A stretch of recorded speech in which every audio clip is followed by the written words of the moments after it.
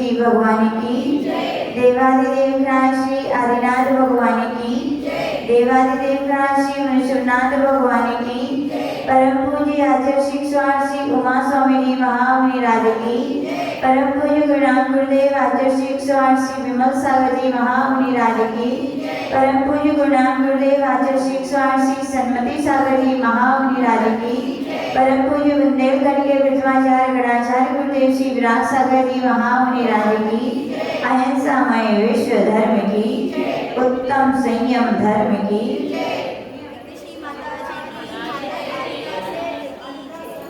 भविष्य पर्व की पावन बेला और हम सभी का पुण्य कि जिनेंद्र भगवान के द्वारा कथित गढ़धर भक्तों के द्वारा कुंठित और उत्तरोत्तर पूर्वाचार्यों द्वारा लिपिबद्ध की गई और आचार्य श्री उमा स्वामी जी महाराज के द्वारा लिखित प्रथम सूत्र ग्रंथ तत्व सूत्र एक एक अध्याय का वाचन हम लोग एक एक धर्म के दिन श्रवण कर रहे हैं। आज 6वें नंबर का धर्म है उत्तम संयम। यद्यपि उत्तम संयम और आज 6वां अध्याय। कौन सा अध्याय? 6वां। आज जैसे बोलते थे छठा, जिसने इसको अपने जीवन में उतार लिया समझो उसका संसार से छटने की प्रक्रिया प्रारंभ हो गई है। तो यह 6वां अध्याय 1 से 4 अध्याय में जीव तत्व का वर्णन की मुख्यता से कथन किया गया। 5वें अध्याय में अजीव तत्व की मुख्यता से कथन किया गया और 6वें अध्याय में आश्रव तत्व की अपेक्षा से यहाँ पर कथन किया जा रहा है। तो यहाँ पर पहला सूत्र आचार्य भगवान उमा स्वामी जी महाराज कह रहे हैं काय वांग मनः कर्म योगा। काय यानी शरीर, वांग यानी वचन, मन यानी मन। मन वचन काय की कर्म यानी क्रिया को क्या कहते हैं? योग कहते हैं। जहाँ भी शरीर, वचन और मन के द्वारा आत्मा के प्रदेशों में जो परिस्पंदन होता है उसे क्या कहते हैं? योग कहते हैं। यहाँ पर काय पहले क्यों रखा गया, इसका यह अर्थ आचार्य बताते थे कि सबसे ज्यादा संसार में काय योग को धारण करने वाले जीव सबसे ज्यादा हैं। फिर वांग यानी कि फिर वचन योग को धारण करने वाले जीव उससे कम हैं। और मन यानी मन सहित मनोयोग को धारण करने वाले जीव उससे भी कम है। इसलिए यहाँ पर क्रमशः काय वांग मन कर्म योग है यानी योग का है। इसका अर्थ आचार्य ऐसा भी बताते थे कि जब भी अपन को मोक्ष की प्राप्ति के लिए ध्यान करना है तो सबसे पहले अपने शरीर को ही क्या करना पड़ेगा। किसी ने आपसे कहा ध्यान करिए तो सबसे पहला काम है आप स्थिर अपने शरीर को करके आसन लगा के बैठ जाइए। फिर कहा जाएगा कि जो कुछ आप बोलते हैं उससे बोलने से आप विराम ले लीजिए। फिर कहा जाएगा मन जो इधर उधर के संकल्प विकल्पों में जा रहा है वहां से रोक दीजिए। तो इस प्रकार से भी आचार्य भगवान ने यह क्रम कहा है। तो सीधा अर्थ निकलता है मन वचन काय या काय वचन और मन के द्वारा जो आत्मा के प्रदेशों में परिस्पंदन होता है उसे योग कहते हैं। योग 3 प्रकार के हैं, काय योग, वचन योग और मन योग। शरीर के द्वारा जो आत्मा के प्रदेशों में परिस्पंदन होता है वो काय योग कहलाता है। वचन के द्वारा जो आत्मा के प्रदेशों में परिस्पंदन होता है उसे वचन योग कहते हैं। और मन के द्वारा जो आत्मा के प्रदेशों में परिस्पंदन होता है उसे मन योग कहते हैं। तो इस प्रकार से ये 3 प्रकार के योग हैं। आज ये आगे आचार्य भगवान अगला सूत्र कह रहे हैं सा आश्रवा वही आश्रव है। आश्रव है क्या? मन वचन काय को यहाँ पर आश्रव कहा है। यद्यपि मन वचन काय आश्रव नहीं है। आश्रव के आने में मन वचन काय क्या है? कारण है। जैसे आप लोग कहते हैं नल आ गए, क्या आ गए? नल आए क्या? कौन आया? नल तो थे ही। कौन आया? पानी आया। पानी के आने में नल कारण है, इसलिए वहां पर कारण में कार का उपचार करके नल आ गए ऐसा कह दिया जाता है। ऐसे यहाँ पर कह रहे मन वचन योग जो है आश्रम में कारण है। फिर भी आचार्य भगवान ने कारण में कार का उपचार किया तो यानी कि योग को ही क्या कह दिया है? आश्रव कह दिया है। यानी मन वचन काय जब भी होता है तो नियम से क्या होता है? आत्मा में कर्मों का आश्रव होता है। अब एक बात अपन को सीख लेनी चाहिए, कर्म क्या है वास्तविकता में। क्योंकि जैन धर्म में इतने सारे विश्व में मत हैं, लेकिन जैन धर्म की पहचान यदि जाती है तो उसमें सूक्ष्म विवेचन किया गया कर्म सिद्धांत का। अन्य मतों में सम्यक दर्शन आदि विषयों को स्पष्ट किया है, लेकिन कर्म सिद्धांत का एक ऐसा कथन है जो जिसमें मिलता है केवल एक जैन दर्शन में मिलता है। कर्म क्या है वास्तविकता में, क्या है तो हम बता देते हैं। लोग किसे कहते हैं, जिसमें 6 प्रकार की द्रव्य पाई जाती है। उन 6 द्रव्यों में एक द्रव्य का नाम है पुद्गल द्रव्य। तीनों लोगों में ठसाठस पुद्गल परमाणु भरे हुए हैं। और आचार्य श्री नेमिचंद महाराज ने जब पूज्य गुरुदेव ने जीव कांड ग्रंथ पढ़ाया था तो वहां पर बताया था पुद्गल की वर्गणाएं होती हैं, वो 23 प्रकार की होती है। कितने प्रकार की होती है? 23 प्रकार की होती है, लेकिन उनमें 5 वर्गणाएं हैं जो जीव से संबंध रखती हैं। आहार वर्गना, जिससे 3 शरीर आदि की पर्याप्तियों, 3 शरीर और अक्षोषार की प्रक्रिया प्रारंभ होती है, यानी उससे बनते हैं। फिर है वचन वर्गणाएं, जिससे भाषा यानी वचन बनता है। फिर है मनोवर्गणाएं, जिससे मन बनता है। फिर है तेजस वर्गणाएं, जिससे तेजस शरीर बनता है। और अंतिम यानी कि 5वीं वर्गना जिसका नाम है कर्माण वर्गना। कौन सी वर्गना?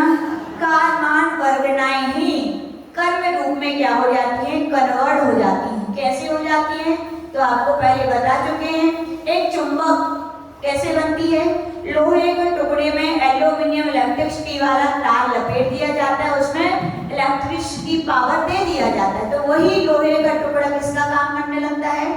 चुंबक का काम करने लगता है।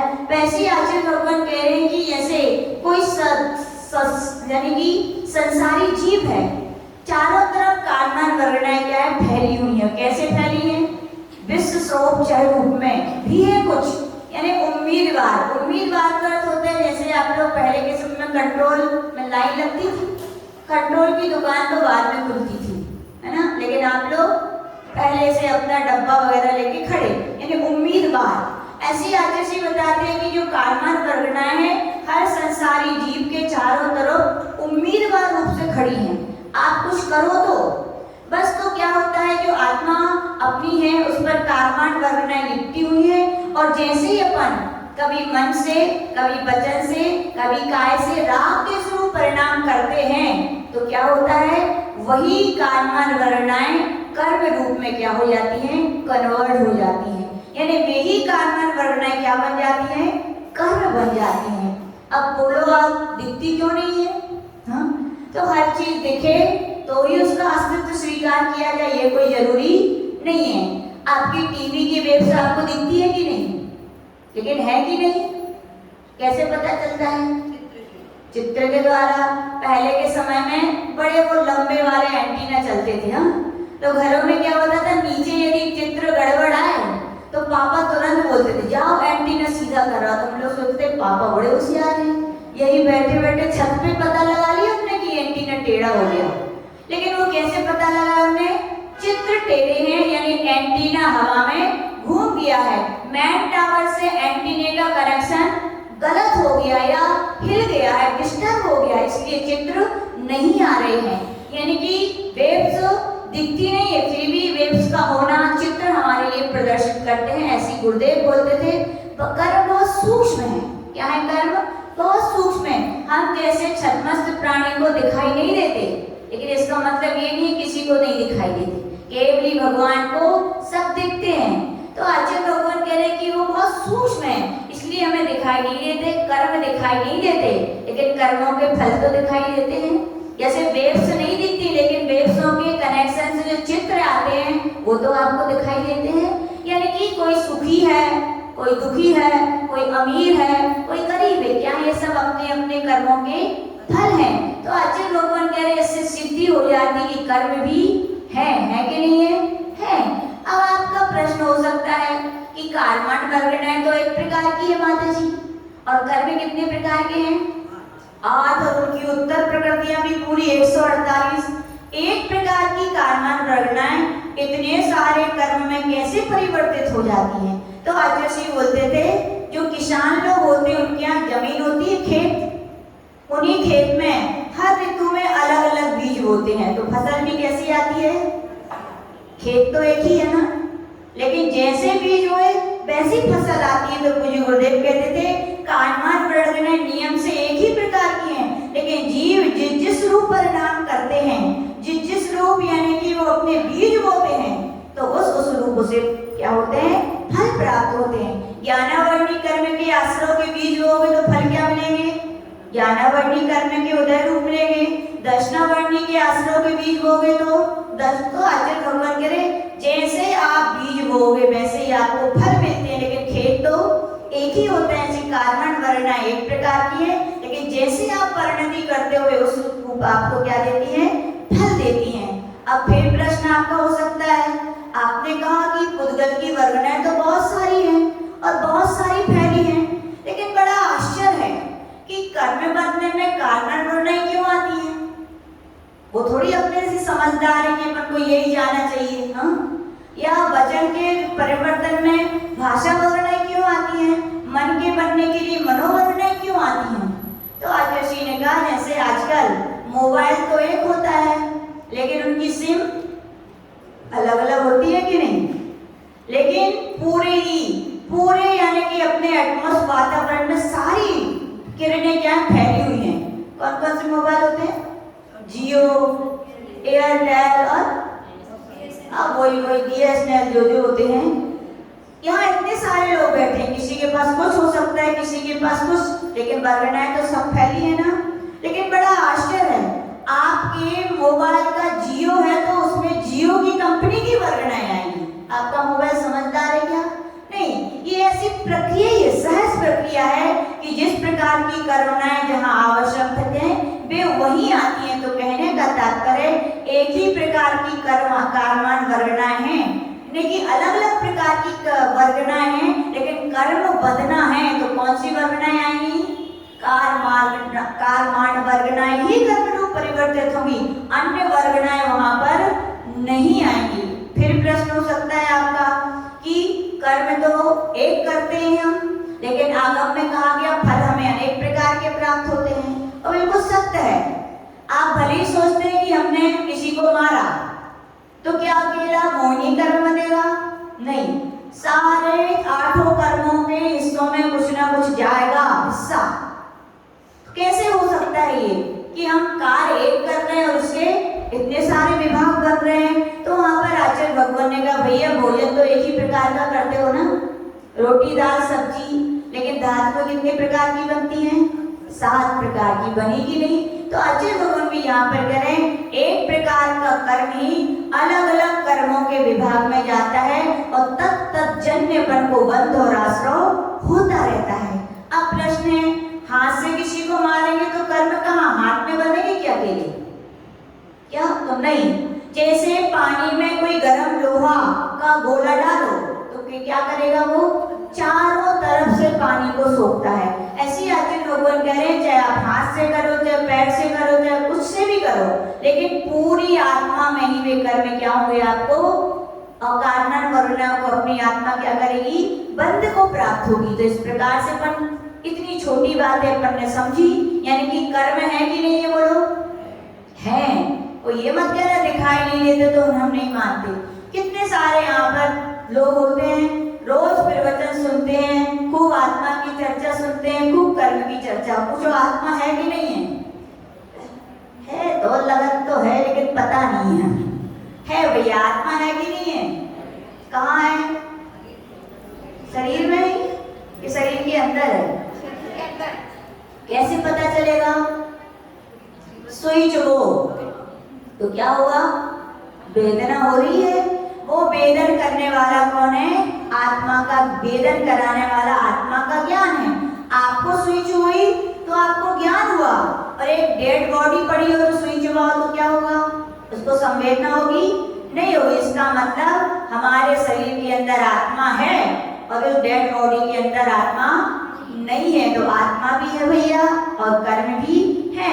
जिसने ये जाना है उसी के लिए 6वां अध्याय पढ़ना सार्थक है। ये तो काय को पढ़ा?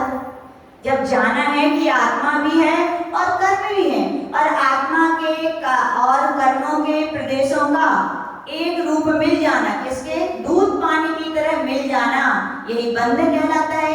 इसी जो दूध पानी की तरह बंध को क्या कहते हैं? संश्लेष संबंध। कौन सा संबंध बोलते हैं? दूध पानी।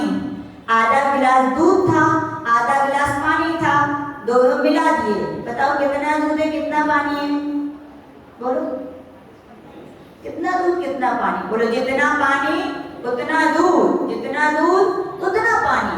ऐसे कहा जाए शरीर में कहाँ कहाँ आत्मा है, कहाँ कहाँ कर्म है, तो कहा जाएगा जहाँ जहाँ कर्म है वहाँ वहाँ आत्मा है, जहाँ जहाँ आत्मा है दोनों मिल गए हैं, एक रूप हो गए हैं, लेकिन फिर भी अपने अपने अस्तित्व को खोया क्या?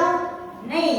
चेतन जीव है, जीव चेतन है तो चेतन ही रहेगा, और कर्म पुद्गल है तो पुद्गल ही रहे, कितना भी मिल जाए लेकिन अपने अस्तित्व का वो खोते नहीं है। ये इस रहस्य को, यही है वेद विज्ञान। इसी को क्या कहते हैं? भेद विज्ञान। की दूध और पानी को जब मिलाया गया तो मिल गए, जो चीज मिली है तो उसे अलग भी कर सकते हैं क्या? कर सकते हैं। जो चीज हमने मिलाई है तो हम उसको अलग भी, दूध में पानी मिलाया है महिलाओं ने, पर अलग करने को कहेंगे तो क्या कर दोगे? क्या करोगे? उबाल दोगे, है ना, गर्म कर दोगे। ऐसे आपको ज्ञान हो गया है आत्मा और कर्म मिल गए हैं तो उनको भी क्या करो? उबाल दो, गर्म कर दो।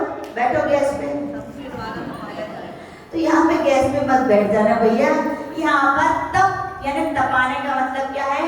तप कीजिए, साधना कीजिए जिससे कर्मों की क्या हो? निर्जरा हो।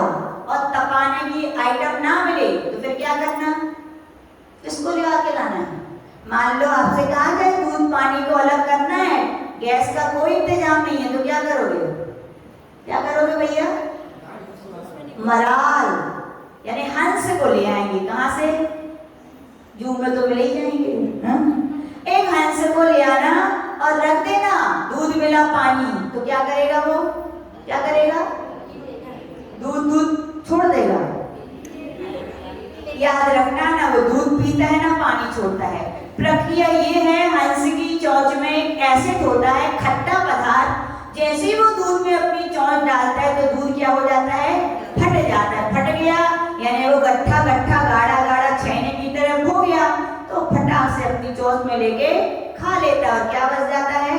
पानी। इस प्रकार से आचार्य भगवान कह रहे, हे साधकों के लिए मलाल कहा गया।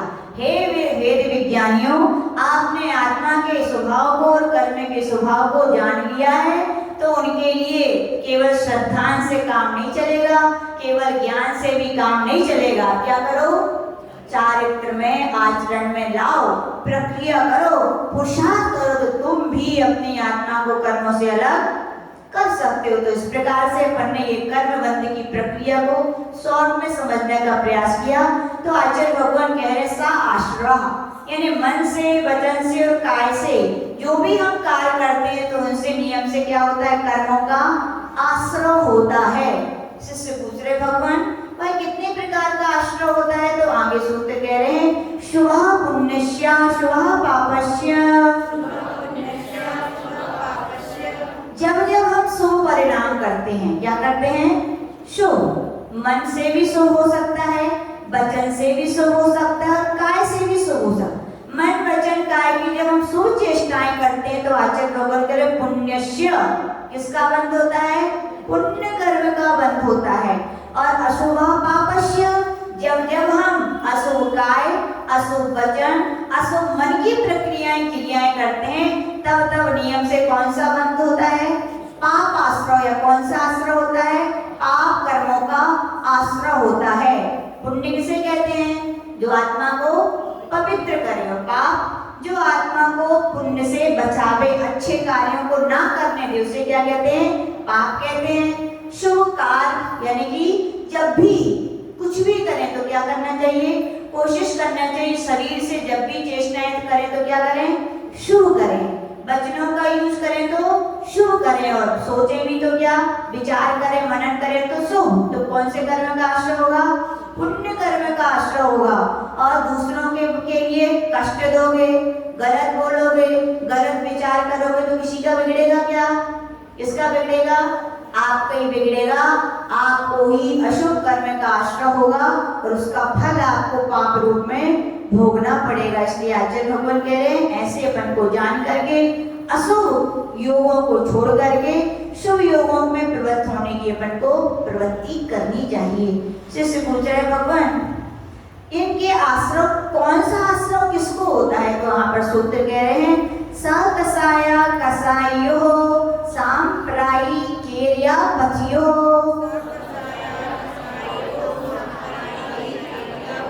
संसारी जीव दो प्रकार के होते, सा कसाय यानी जो कसाय से सहित हैं और अकसाय यानी जो कसाय से रहित हैं। तो आचार्य भगवान कह रहे सा कसाया, फिर लिखा है सांप्राय और केरिया से मिलेगा ईरिया पथे। तो सा कसाय के नीचे लिखिए सांप्राय और अकसाय के नीचे लिखिए ईरिया, यानी कि जो कसाय सहित जीव होते हैं उनके सांप्राय का आश्रय होता है और जो कसाय रहित जीव होते हैं उन्हें ईरिया पथ आश्रय होता है। सा कसाय जीव कौन से हैं?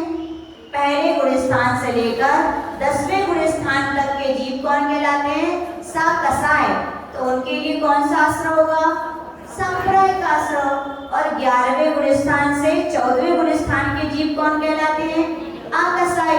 तो उनके लिए कौन सा आश्रय होगा? ईरिया पथ आश्रय होगा। इस प्रकार से अपन को समझना चाहिए। इससे पूछ रहे भगवान सांप्राय का आश्रय कितने प्रकार का होता है? तो यहाँ पर कह रहे हैं इंद्रिय कषाय वृत्त क्रिया पंच चतु पंच पंचविंशति संख्या पूर्वस्य वेदः।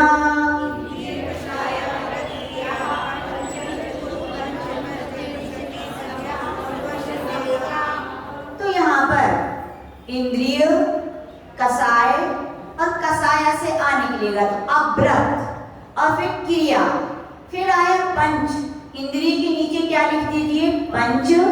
कसाय के नीचे चतु, अव्रत के नीचे पंच और क्रिया के नीचे पंच विंशति। तो सीधा अर्थ निकल जाता है 5 प्रकार की इंद्रियां, 4 प्रकार की कसाय, 5 प्रकार के अव्रत। अव्रत समझते हैं? व्रत कौन कौन से होते हैं? अहिंसा, सत्य, अचौर, ब्रह्मचर्य, अपरिग्रह। अब इनका उल्टा कर दीजिए तो क्या हो जाएंगे? अव्रत कौन कौन से हो जाएंगे? हिंसा, झूठ, चोरी, खुशी।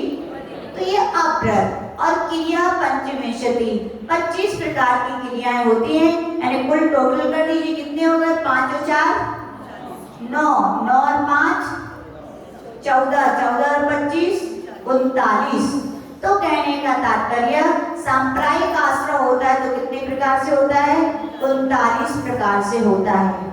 हम कभी चाहे स्पर्शन इंद्रियों के विषयों की इच्छा करें, हमें हल्का मिल जाए, भारी मिल जाए, ठंडा मिल जाए, गर्म मिल जाए और भले कुछ ना मिले, क्या भले कुछ ना मिले, लेकिन कर्मों का आश्रय तो होगा ही।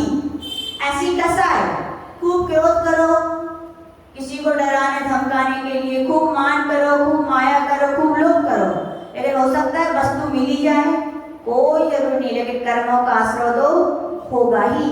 अव्रत, खूब हिंसा करो, खूब झूठ बोलो, खूब चोरी करो, खूब कुशील करो, खूब परिग्रह, किसके लिए? भोगों की प्राप्ति के लिए। लेकिन पुण्य नहीं है तो मिलेंगे क्या? लेकिन फ्री में क्या मिल गए? कर्मों का आश्रय होगा। ऐसी 25 प्रकार की क्रियाएं भी हैं जो हम करते हैं। तो उन क्रियाओं में कुछ क्रियाएं ऐसी हैं जो शुभ योग रूप है तो पुण्य का आश्रय कराती है, और कुछ क्रियाएं क्या है? अशुभ योग रूप है तो उनसे क्या होता है? हमारे लिए पाप कर्म का आश्रय होता है। 25 क्रियाएं यद्यपि हम आप लोग के लिए समझा चुके हैं, फिर भी इनके नाम पढ़ देते हैं हम। सम्यक्त को बढ़ाने वाली सम्यक की क्रिया है, यानी हमें निरंतर देव साधुओं की पूजन अर्चना आदि करते रहना चाहिए। मिथ्यात्व को बढ़ाने कुदेव आदि की नमस्कार करना, वंदना करना, ये सब क्या है? मिथ्यात्व क्रिया। आचार्य श्री बोलते थे एक बार कुदेवों के लिए नमस्कार करने से 4 लाख परिस्त्री सेवन का दोष लगता है। लोग बोलते जा रहे थे माता जी, उनके साथ गए थे, उनने हाथ जोड़े, उनने सिर झुका तो हमने भी झुका दो। उनकी बहुत बढ़िया 4 लाख परिस्त्री सेवन का पाप कमाए, और अब तो द्वारे द्वारे हर चौराहे चौराहे पे करो, खूब सिर झुकाओ। झुकाना चाहिए कि नहीं? नहीं झुकाना चाहिए। फिर है प्रयोग की क्रिया, शरीर आदि के गमनागमन की क्रिया, यानी कि शरीर चलने के लिए चलना चाहिए, लेकिन व्यर्थ में नहीं चलना चाहिए। और जो काम चलने से हो सकता है उसमें गाड़ी का यूज नहीं करना चाहिए, सुबह बता चुके हैं। फिर है समाधान की क्रिया, संयमी का संयमी की ओर सम्मुख होना। आप संयमी हैं फिर भी आपको संयमी के पास बैठना अच्छा नहीं लग रहा है, किसके पास अच्छा लग रहा है? असंयमी के पास। तो आचार्य जी बोलते थे सबकी वर्णनाओं का अपना अपना प्रभाव रहता है। असंयमी के पास बैठोगे तो वैसे ही बहाओगे, आपके संयम की रक्षा नहीं हो पाएगी। इसलिए सदैव संयमी को संयमों के पास बैठने की कोशिश करनी चाहिए। ईर्यापद की क्रिया, ईर्यापद के यानी कि दिन के प्रकाश में 4 हाथ देकर और प्रयोजन से ही चलना चाहिए, तो आपके लिए शुभ का आश्रय होगा। लेकिन व्यर्थ में लोग रात में घूमते हैं, क्या कहलाते हैं? नक्तंचर कहलाते हैं, अच्छे नहीं माने जाते लोग। आप लोग सब समझते हैं तो नहीं करना चाहिए। क्रोध के आवेश में किया जाने वाला प्रदोष की कार्य, किसी ने कोई कुछ बोल दिया, कुछ कितना क्रोध आ जाते एकदम किसी को, और थोड़े में ठंडे भी हो जाते हैं। लेकिन कर्मों को मालूम है क्या कि आप अभी ठंडे हो जाओगे, वो तो आके आपसे बंध गए। तो ये फिर कह रहे हैं मारने, गाली देने आदि रूप काय की क्रिया, किसी को भी कुछ भी हो जाए थोड़े ठंडा होना चाहिए। कहा जाता है ना, खीर खाओ तो ठंडी करके खाओ, कहा जाता है, शिक्षा दी जाती है। मतलब क्या है? कोई भी जिंदगी में उतार चढ़ाव आए तो थोड़ा पहले दिमाग को ठंडा करके समझ दो, फिर बोलो और फिर कुछ करो। फिर कह रहे अधिकरण की क्रिया, हिंसा के उपकरण आदि को अपने घर में रखना। हो सकता है आपने चाकू, छुरी, विष वगैरह जहर अपने घर में रख लिया, ठीक है, कुछ नहीं हुआ, लेकिन आपके घर के परिवार के किसी के भाव खराब हो गए, हो सकता है उसी को खा के अनंत नाम सत्य हो जाए, या तो ऐसा अपन को नहीं रखना चाहिए। प्राणियों को दुख देने वाली परितापी, दूसरों के लिए पीड़ा हो। जानते हैं कि दादी सोले में है और हम छुएंगे तो वो चिड़चिड़ाएगी, फिर भी जहाँ दादी मैं तो छू लूंगा, दूसरों को पीड़ा देने वाली क्रिया। दूसरों की इंद्रिय आदि प्राणों को वियोग करना, जान से मारने की क्रिया। फिर आचार्य भगवान दर्शन की क्रिया, राग के वशीभूत देखना, देखने में अंतर है। सहज देखना कोई बुरा नहीं है, आंखें देखने को बुरी हैं, लेकिन किसी को गलत भाव से मन को बार बार टकटकी लगाकर तिरछी नजर से देखना नहीं चाहिए। राग के वशीभूत होकर स्पर्श करने की क्रिया, स्पर्श में भी अंतर होता है। यदि भाव मलिन है तो आचार्य भगवान के भले ही स्त्री का भी स्पर्श करे तो भी क्या है, वो खराब कहलाता है। विषयों के लिए नई सामग्री जुटाना, घर में रखे सब कुछ, फिर भी और साबुन रखिए, ये वाली भी होनी चाहिए, शैम्पू ये वाला सब और तो आचार्य भगवान के रखो, और कर्मों को आश्रय भी मोर ही मोर होगा, ध्यान रखना। स्त्री पुरुष के पशुओं के बैठने के स्थान में मनमूत छेपड़ को नहीं करना चाहिए। जैसे आप सोचते हो ना कि हमारा घर टिप टॉप रहे, वैसे ही दूसरों के भी स्थानों को अपन को टिप टॉप रखने की कोशिश करनी चाहिए। बिना देखे बिना सोधी हुई भूमि पर उठना बैठना, जब भी बैठे तो कैसे बैठे, देख लें जीव तो नहीं है, चीटी तो नहीं है, फिर अपन को बैठना चाहिए। फिर कह रहे दूसरों के द्वारा करने योग्य कार्य को स्वयं करना, खुद ही बाल बनाने लगे दूसरों के, ब्यूटी पार्लर खुल गई घर में, जैनों के यहाँ पे जूते चप्पल की दुकानें खुल गई, कीटनाशक दवाइयाँ बेचने लगे, ये सब क्या है? या साधु लोग हैं तो उनके लिए कहा गया आप पानी गर्म नहीं कर सकते, कुछ काम नहीं कर सकते, फिर भी करने लग जाना, तो ये क्या है? कर्मों का उच्च गोत्र में होकर के भी नीच गोत्र का आश्रय कर रहे हो। चप्पलों की दुकान खोल के, ब्यूटी पार्लर की आदि की दुकान खोलकर। फिर कह रहे पाप के कारण प्रवृत्ति को भला समझना, निरीक्षण क्रिया, यानी कि पाप कोई कार्य कर रहा है फिर भी उसको कहना तो बहुत बढ़िया करते रहो, तो ऐसा नहीं कहना चाहिए। पर के द्वारा किए हुए पापों को प्रकाशित करना, किसी से अब कोई गलती हो गई तो 4 लोगों के बीच में सुनाना, तो ये भी क्या है? बहुत बड़ा आश्रय के कारण में क्रिया है। चारित्र्य के उद्देश्य से शास्त्रों आवश्यक क्रियाओं को करने में असमर्थ होना और दूसरों के लिए भी ऐसी कहना, खुद अब रात्रि भोजन त्याग नहीं कर पा रहे, अरे इतनी तो आगम में छूट लिखी है, खा सकते हैं, तो ऐसा अपन को कहना, अरे 4 प्रकार को कहाँ लिखी है? अन्न नहीं खाना है, बाकी तो अपन सब खा सकते। देखो आगम में तो ऐसा नहीं लिखा है, लेकिन फिर भी कहा जाता है भैया तुम पूरा नहीं त्याग कर सकते हो तो कुछ ना कुछ करो, तो लेकिन आगम में ऐसा नहीं कहा, ऐसा नहीं कहना चाहिए। प्रमाद के अज्ञान के वशीभूत होकर आगमोक्त क्रिया का अनादर करना, जो आगम में क्रियाएं कही गई हैं उनका अनादर करना, ऐसा नहीं लिखा है, ऐसा नहीं होना चाहिए। अरे भैया देश देश की अपनी अपनी परंपराएं होती हैं, जहाँ जो होता है वो थोड़ी बिना आगम के करते हैं, हो कभी किसी क्रिया में मना नहीं करना चाहिए। पहली बात आचार्य जी बोलते थे, क्रियाएं कोई धर्म थोड़ी है, धर्म की साधन है। मन की पवित्रता का नाम, आत्मविशुद्धि का नाम धर्म है। ये तो कारण है।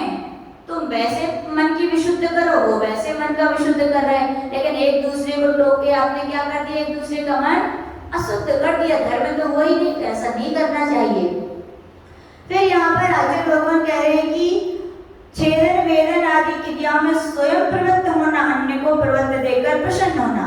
किसी को कोई छेदते हैं, भेदते हैं, या कोई कर रहा है, वो गाय बैल के वो सब की जाते हैं, तो ऐसे अपन को देख करके प्रसन्न नहीं होना चाहिए। परिग्रह की रक्षा में लगे रहना। परिग्रह की रक्षा में यानी इतना कमा लिया कि अब मंदिर जाने तक की फुर्सत नहीं है, कोई ले ना जाए, कोई चुरा ना ले जाए, तो ऐसा नहीं, कितना अपन को ज्यादा लोभ नहीं करना चाहिए। ज्ञान दर्शन आदि में कपट रूप प्रवृत्ति करना, ज्ञान के विषय में कपट मायाचारी करना, यानी कि ज्ञान शास्त्रों में तो कुछ और लिखा है, लेकिन आप मायाचारी पूर्वक कुछ और कथन करते हैं, सो नहीं करना चाहिए। प्रशंसा आदि से किसी को मिथ्यात्व परिणति में दृढ़ करना, किसी की प्रशंसा, कोई मिथ्यात्व के गलत काम कर रहा है और प्रशंसा कर दिया, तुम तो बढ़िया कर रहे हो, क्या दोष है, सब भगवान तो एक हैं, चाहे वे भी पत्थर के हैं, ये भी पत्थर के हैं, क्या है, अपन को तो नमस्कार ही तो करना है, उदय कर लो चाहे इदय कर लो। लेकिन ध्यान रखना, यदि आप दिगंबर हो तो श्वेत पट्टे उनके यहाँ भी अपन जाकर के नमस्कार नहीं कर सकते, क्योंकि हम बीतरागी भगवान के सेवक हैं, पूजक हैं, उपासक हैं। वो क्या हैं, सरागी हैं। तो कोई कहता है माता जी जैन मंदिर नहीं मिला दिगंबर, और उनका मंदिर है, तो क्या दर्शन कराएं? तो आचार्य भगवान कह रहे हैं, आपको भूख लगी हो, भोजन ना मिले, और मिले तो उसमें भी पता चल जाए विष मिला है, तो बताओ भूखे रहना पसंद करोगे, विष वाला भोजन खा लोगे? बोलो, भूखे रहना तो याद रखना, नहीं जाना अच्छा, भगवान नहीं मिले कोई बात नहीं, कुछ त्याग कर दो, या शास्त्र तो है उनकी पूजा कर लो, लेकिन अन्य के यहाँ पर को नहीं जाना चाहिए। चारित्र्य की वजह से त्याग वस्तुओं में त्याग प्रवृत्ति नहीं होना। पहले बहुत धर्म करते थे और अंतिम समय आया तो भाव, ये खाना वो खाना सब भाव हो जाते हैं। जबकि कहा जाता है दीपक बुझता है तो लौ कैसी होती है, ज्यादा होती। अंतिम समय आए तो त्याग के भाव तो ज्यादा। कोई कहते अब वो खा रहे थे तो हम खा रहे थे, अरे भैया जो करेगा उनकी उम्र देखो और अपनी उम्र देखो, देखा सीखी त्याग तपस्या के पर तो अपना देखे कि अपन को कितना अपन को करना चाहिए। फिर आचार्य भगवान के इस प्रकार से अपनी पूरी क्रिया हो गई, 25 क्रियाएं आपके लिए शॉर्ट में कहा। अब आगे शिष्य पूछ रहे हैं, भगवान सभी लोगों को क्या एक से प्रकार का आश्रय होता है क्या? यदि ऐसा होता तो सबके लिए फिर सब एक से ही होने चाहिए, सब एक से सुखी होने चाहिए, सब एक से दुखी होने चाहिए। ऐसा क्या कारण है कि सब लोग अलग अलग फलों को भोग रहे हैं? तो उसके लिए सूत्र यहाँ पर कह रहे हैं, तीव्र मंद ज्ञाताज्ञात भावाधिकरण वीर विशेषेभ्यस्तद विशेषा।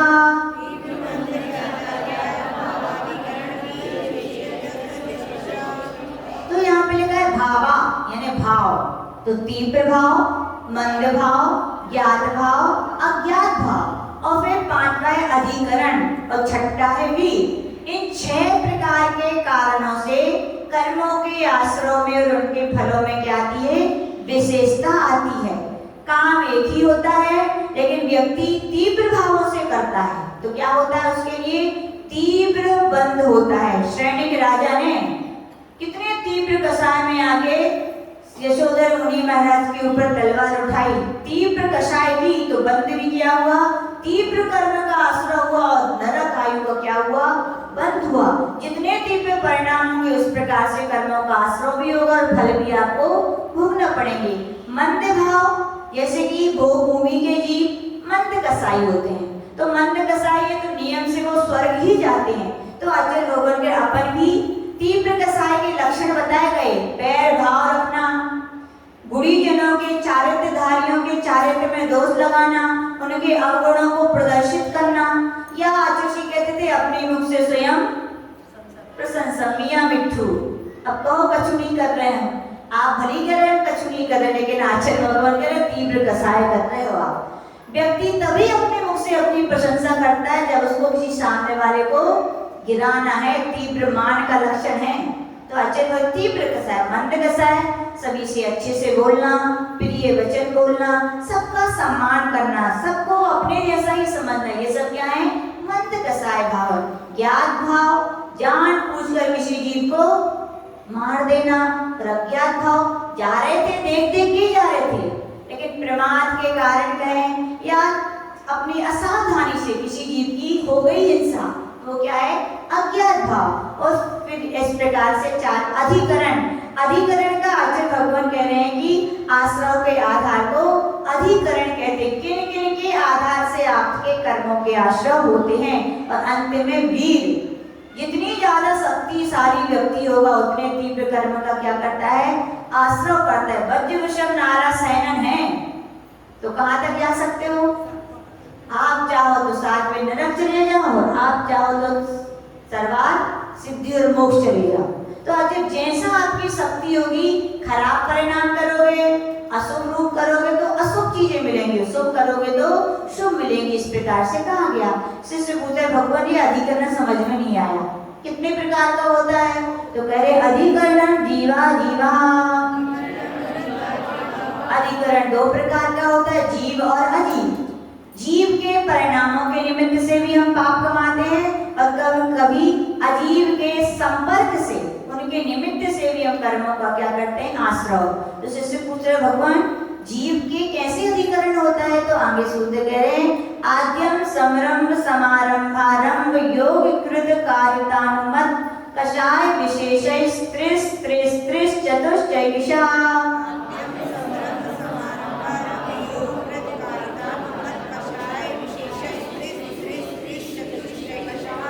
आद्यम, आद्यम का अर्थ तो पहला अधिकरण। पहला अधिकरण कौन सा था? जीव अधिकरण। तो कह रहे समरंभ, समरंभ का कथन अर्थ होता है हिंसा आदि पाप को करने का मन में संकल्प करना, मैं इसको मारूंगा। फिर समारंभ, अब किससे मारूंगा? तो वो सब साधन इकट्ठे करने का नाम क्या है? समारंभ, आरंभ। फिर कह रहे हैं और उसको मारना क्या कर देना? प्रारंभ कर देने का नाम क्या है? आरंभ। योग तो आप सभी जानते हैं, मन से, वचन से और काय से। हो सकता है आपने सोचा ही हो सकता है आपने वचनों से भी कह दिया हो सकता है आपने काय से भी प्रवृत्ति करने लग गए हो। कृत हो सकता है स्वयं कर रहे हो, कारित स्वयं तो नहीं कर रहे, तुम कर दो भैया। कारित अनुमोदना, ना हमने खुद किया ना दूसरों से कहा, लेकिन तीसरे ने यदि कर दिया तो अरे बहुत अच्छा किया, अनुमोदना। और कषाय, कभी क्रोध के कारण, कभी मान के कारण, कभी माया के कारण, कभी लोभ के कारण। तो आचार्य भगवान कह रहे हैं ऐसे समरंभ समारंभ आरंभ त्रिस, यानी ये 3 योग के नीचे, फिर त्रिस यानी योग 3, और फिर कृत कार्य अनुमत के नीचे भी त्रिस यानी ये 3, और कसाय के नीचे चतुर्थ यानी 4 कसाय। इस प्रकार से टोटल करेंगे तो कितने हो जाएंगे? ये 3 में, लेकिन यहाँ जोड़ना नहीं है, यहाँ पे क्या करना है? गुणा करना है। 3 में 3 का करोगे तो 9, 9 में 3 का करोगे तो 27, 27 में 4 का करोगे तो 108। आलोचना में पाठ में पढ़ते हैं, क्या पढ़ते हैं? समारंभ समारंभ आरंभ बचने की ने प्रारंभ रहते कारित मोदन करके क्रोधादि चतुष्टय धर के 7 8 7 यानी 108 7 8 जो इन भेदनते हम कीने अघ यानी पाप छेदनते यानी एक एक पाप अपन कितने प्रकार से हो सकता है? 108 प्रकार से। कितने प्रकार से? हिंसा भी कितने प्रकार से हो सकती है? झूठ भी, सारे पाप। इसलिए पूज्य गुरु नाम गुरुदेव आचार्य विमल सागर जी कहते थे आप लोग पाप करते हो कि नहीं? अमरावती के लोग करते कि नहीं? एक आध करते हो कि पूरे हो जाते? 5 ही करते हो कि एक आध तो कम हो गए? याद रखना, जब तक त्याग नहीं किया है तब तक भले ही ना करो, आश्रव तो कर्मों का हो गई। तो वो कहते थे भैया 5 प्रकार के पाप अपन दिन भर में 108 प्रकार से करते हैं, उनसे छूटना है तो ग्रस्तों को ज्यादा नहीं, रमोकार मंत्र की दिन भर में कभी भी 5 माला फेर लेते हैं तो अपने पाप पाप कुछ ना कुछ क्या हो जाते हैं, कम हो जाते हैं। अच्छा है भैया, तुरंत हिसाब चुकता होता जाए तो ब्याज नहीं चुकाना पड़ता, तो अच्छा है ना। तो अपन को कोशिश करनी चाहिए, दिन भर में कभी भी 5 जाप अपन को कर लेनी चाहिए। शिष्य पूछ रहे भगवान अजीव अधिकरण कैसा है, तो कितने भेद वाला है। निर्वर्तना निक्षेप संयोग निसर्गा द्वि चतुर्द्वि त्रिभेदा परम।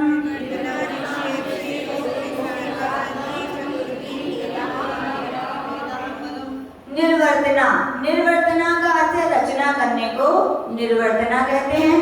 निक्षेप, निक्षेप का अर्थ है वस्तु के रखने को निक्षेप कहते हैं। संयोग, संयोग का अर्थ है 2 चीजों को मिला देने को या अनेक वस्तुओं को मिला देने को संयोग कहते हैं। और निसर्ग का अर्थ है प्रवृत्ति करने को निसर्ग कहते हैं। और सूत्र में 4 संख्याएं द्वि चतुर द्वि त्रि, तो क्रमशः निवर्तना के नीचे 2 लिखी है द्वि, यानी निर्वर्तना कितने प्रकार की होती है, 2 प्रकार की। निक्षेप के नीचे चतु, यानी निक्षेप कितने प्रकार का, 4 प्रकार का। संयोग के नीचे द्वि, यानी संयोग 2 प्रकार का। और निसर्ग के नीचे फिर त्रि, यानी कि निसर्ग 3 प्रकार का। कुल मिलाकर कितने हो गए, 11 प्रकार से अजीब अधिकरण के कारण हमारे जीवन में आश्रव होता है। तो आचार्य भगवान कह रहे निर्वर्तना के 2 भेद हैं, मूल गुण निर्वर्तना और उत्तर गुण निर्वर्तना। शरीर मन तथा साक्ष्य आदि की रचना, यानी कि उस शरीर आदि के बनने में जो कारणभूत 9 कर्म वर्गना है उनका आना, ये मूल गुण निवर्तना है। काष्ठ मिट्टी आदि के चित्र वगैरह की रचना करना क्या है, उत्तर गुण निवर्तना है। यानी कि कोशिश करनी चाहिए अपन को, जहाँ चित्र जानवर वगैरह के मनुष्यों के बने हों वहाँ पर अपन को पैर वगैरह नहीं रखना चाहिए या बनानी नहीं चाहिए, सबसे पहली बात तो। और आजकल तो बच्चों के बिस्किट टॉफी सब जानवरों वाले आते कि नहीं। अब आप लोग ने तो दिला दिया, बच्चे तो समझते नहीं है, वो सीधा कोई हिस्सा तोड़ कर क्या बोलते हैं, जे लो, हमने तोड़ दी उनकी एक और जे लो, क्या हुआ, पंचेंद्रिय हिंसा का और मांसाहार का दोष लगा। इसलिए खिलानी ही नहीं चाहिए ऐसी चीजें और ना यूज करनी चाहिए। माता जी महाराज जी तो देखो चिटाइयों पर चित्र बने रहते वगैरह, कभी ऐसी चीजें भी यूज ही नहीं करते। निक्षेप 4 प्रकार का है। पहला है बिना देखे किसी वस्तु को रखना, चलो रख दी, चाहे वहाँ जीव हो चाहे कुछ हो, तो ऐसा अपन को नहीं रखना चाहिए। यत्नाचार रहे तो कर सावधानी से वस्तु के रखने को क्या, अब रख दी फटाक से जल्दी से, तो ऐसा अपन को नहीं रखनी चाहिए। शीघ्रता से वस्तु को रख देना, खिसका दे टेबल, जे खिसका दी नहीं, जिससे पता चलता है ज्ञान है फिर भी लोग खिसकाएं, तो ये तो ज्ञात अधिकरण ज्ञात भाव में आ जाएगा, ध्यान रखना, इसलिए कोशिश ना करें। फिर किसी वस्तु को योग स्थान में ना रखकर बिना देखे सौदे अन्य स्थान में रख देना। जिनवाणी उठाई तो थी अलमारी से, लेकिन रख दी बाहर टेबल पर, क्या किया, या उठाई थी इस खंड से रख दी दूसरे खंड में।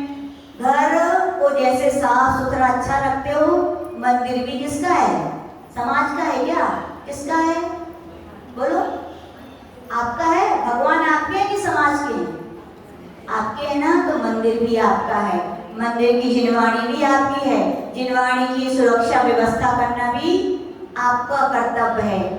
आप अपने घर में ऐसे करते हो कि कहीं का स्थान कहीं रखते हो और बच्चे रख भी दे तो पूजा पाठ कर देते हो।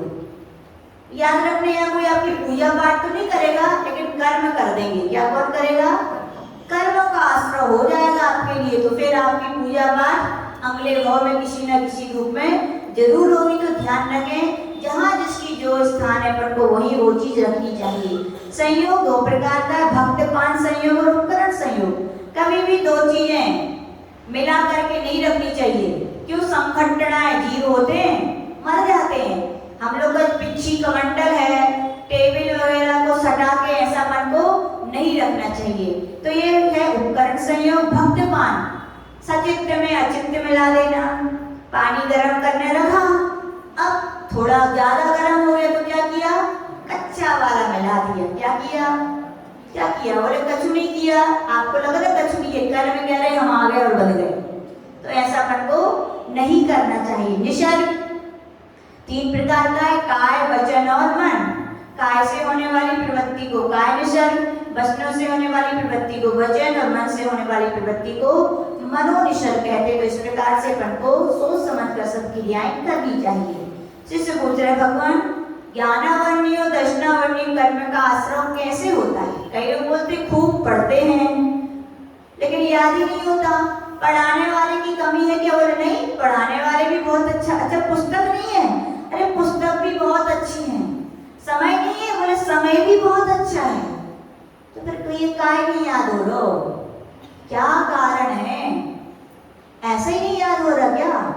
या कोई कहे लगता है भी उनको अच्छे से पढ़ा देते और हमें ऐसे ही पढ़ाते। अरे भैया तुम्हें बहुत अच्छे से पढ़ाए दे रहे, चलो फिर भी तुम्हें याद नहीं हो रहा। क्यों नहीं हो रहा? सब कुछ निमित्त बनने पर भी बाहर सब कुछ निमित्त हैं, लेकिन भैया बाहर निमित्त सब कुछ नहीं होते, अंतरंग निमित्त भी तो होते हैं। और अंतरंग निमित्त अंतरंग हेतु ये है कि आपके ज्ञानावर्णी कर्म का उदय चल रहा है। किसने बांधे ज्ञानावर्णी कर्म? पड़ोसी ने? हाँ, स्वयं ने बांधे। इसलिए भैया ये उदय आ रहे हैं तो पूछ रहे भगवान हमें बता दो, जिससे हम आगे के लिए अब सतर्क हो जाएं कि अब हम ऐसे कर्म नहीं बांधेंगे कि माँ जी वाणी मिले और हम उसको समझ ना पाए, जीवन में उतार ना पाए। तो हमें जरूर ऐसा समझना है, उतारना है। तो कैसे होता है? तो शुद्ध कह रहे तत्प्रदोष निन्नो मात्सर्यांतराया साधनोपघाता ज्ञान दर्शनावर्ण्यो।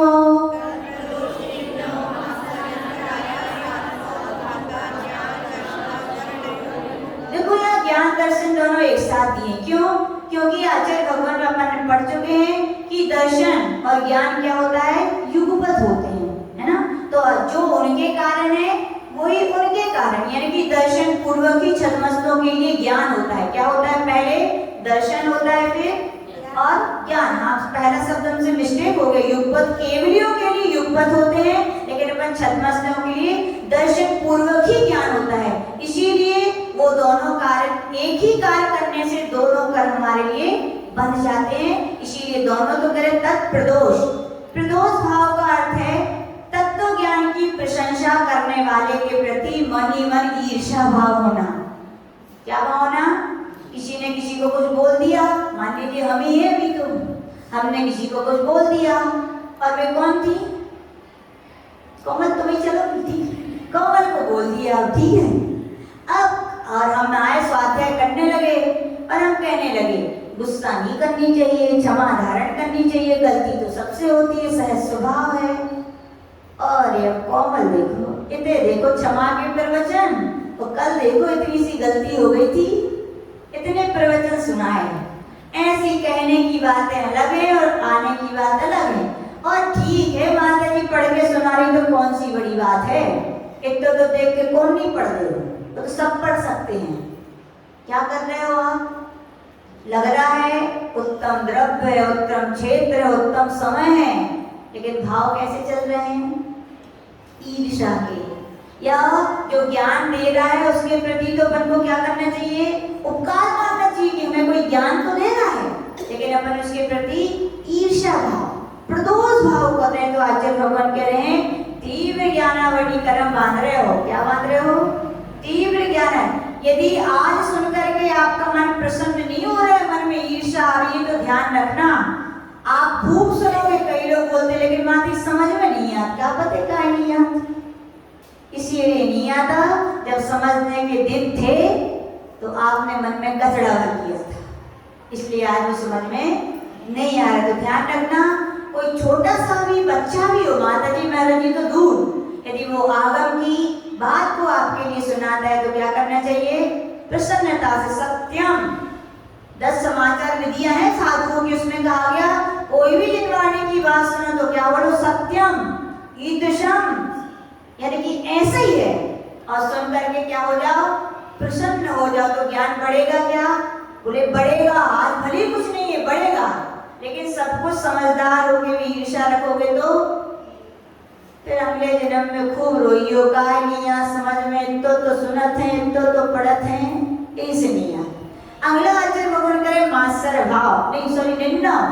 अपने शास्त्र ज्ञान होते हुए भी किसी को पूछने पर मना कर देना, छिपा लेना, हमें नहीं आता। क्या बोल देना? क्यों? हम बता देंगे तो ये भी हमारे जैसे बन जाएंगे। अरे ऐसा अपन को कभी नहीं करना चाहिए। तुम दूसरों के नहीं बताओगे, छिपा दिया। या आचार्य बोलते थे जिनसे पढ़ा है, जिन ग्रंथ से पढ़ा है उनके नाम भी छिपा लेना तो कर्मों का आश्रय होता है। कई लोग को ज्ञान तो बहुत होता है लेकिन बोल नहीं पाते। आचार्य क्या हो गया आपका ज्ञान?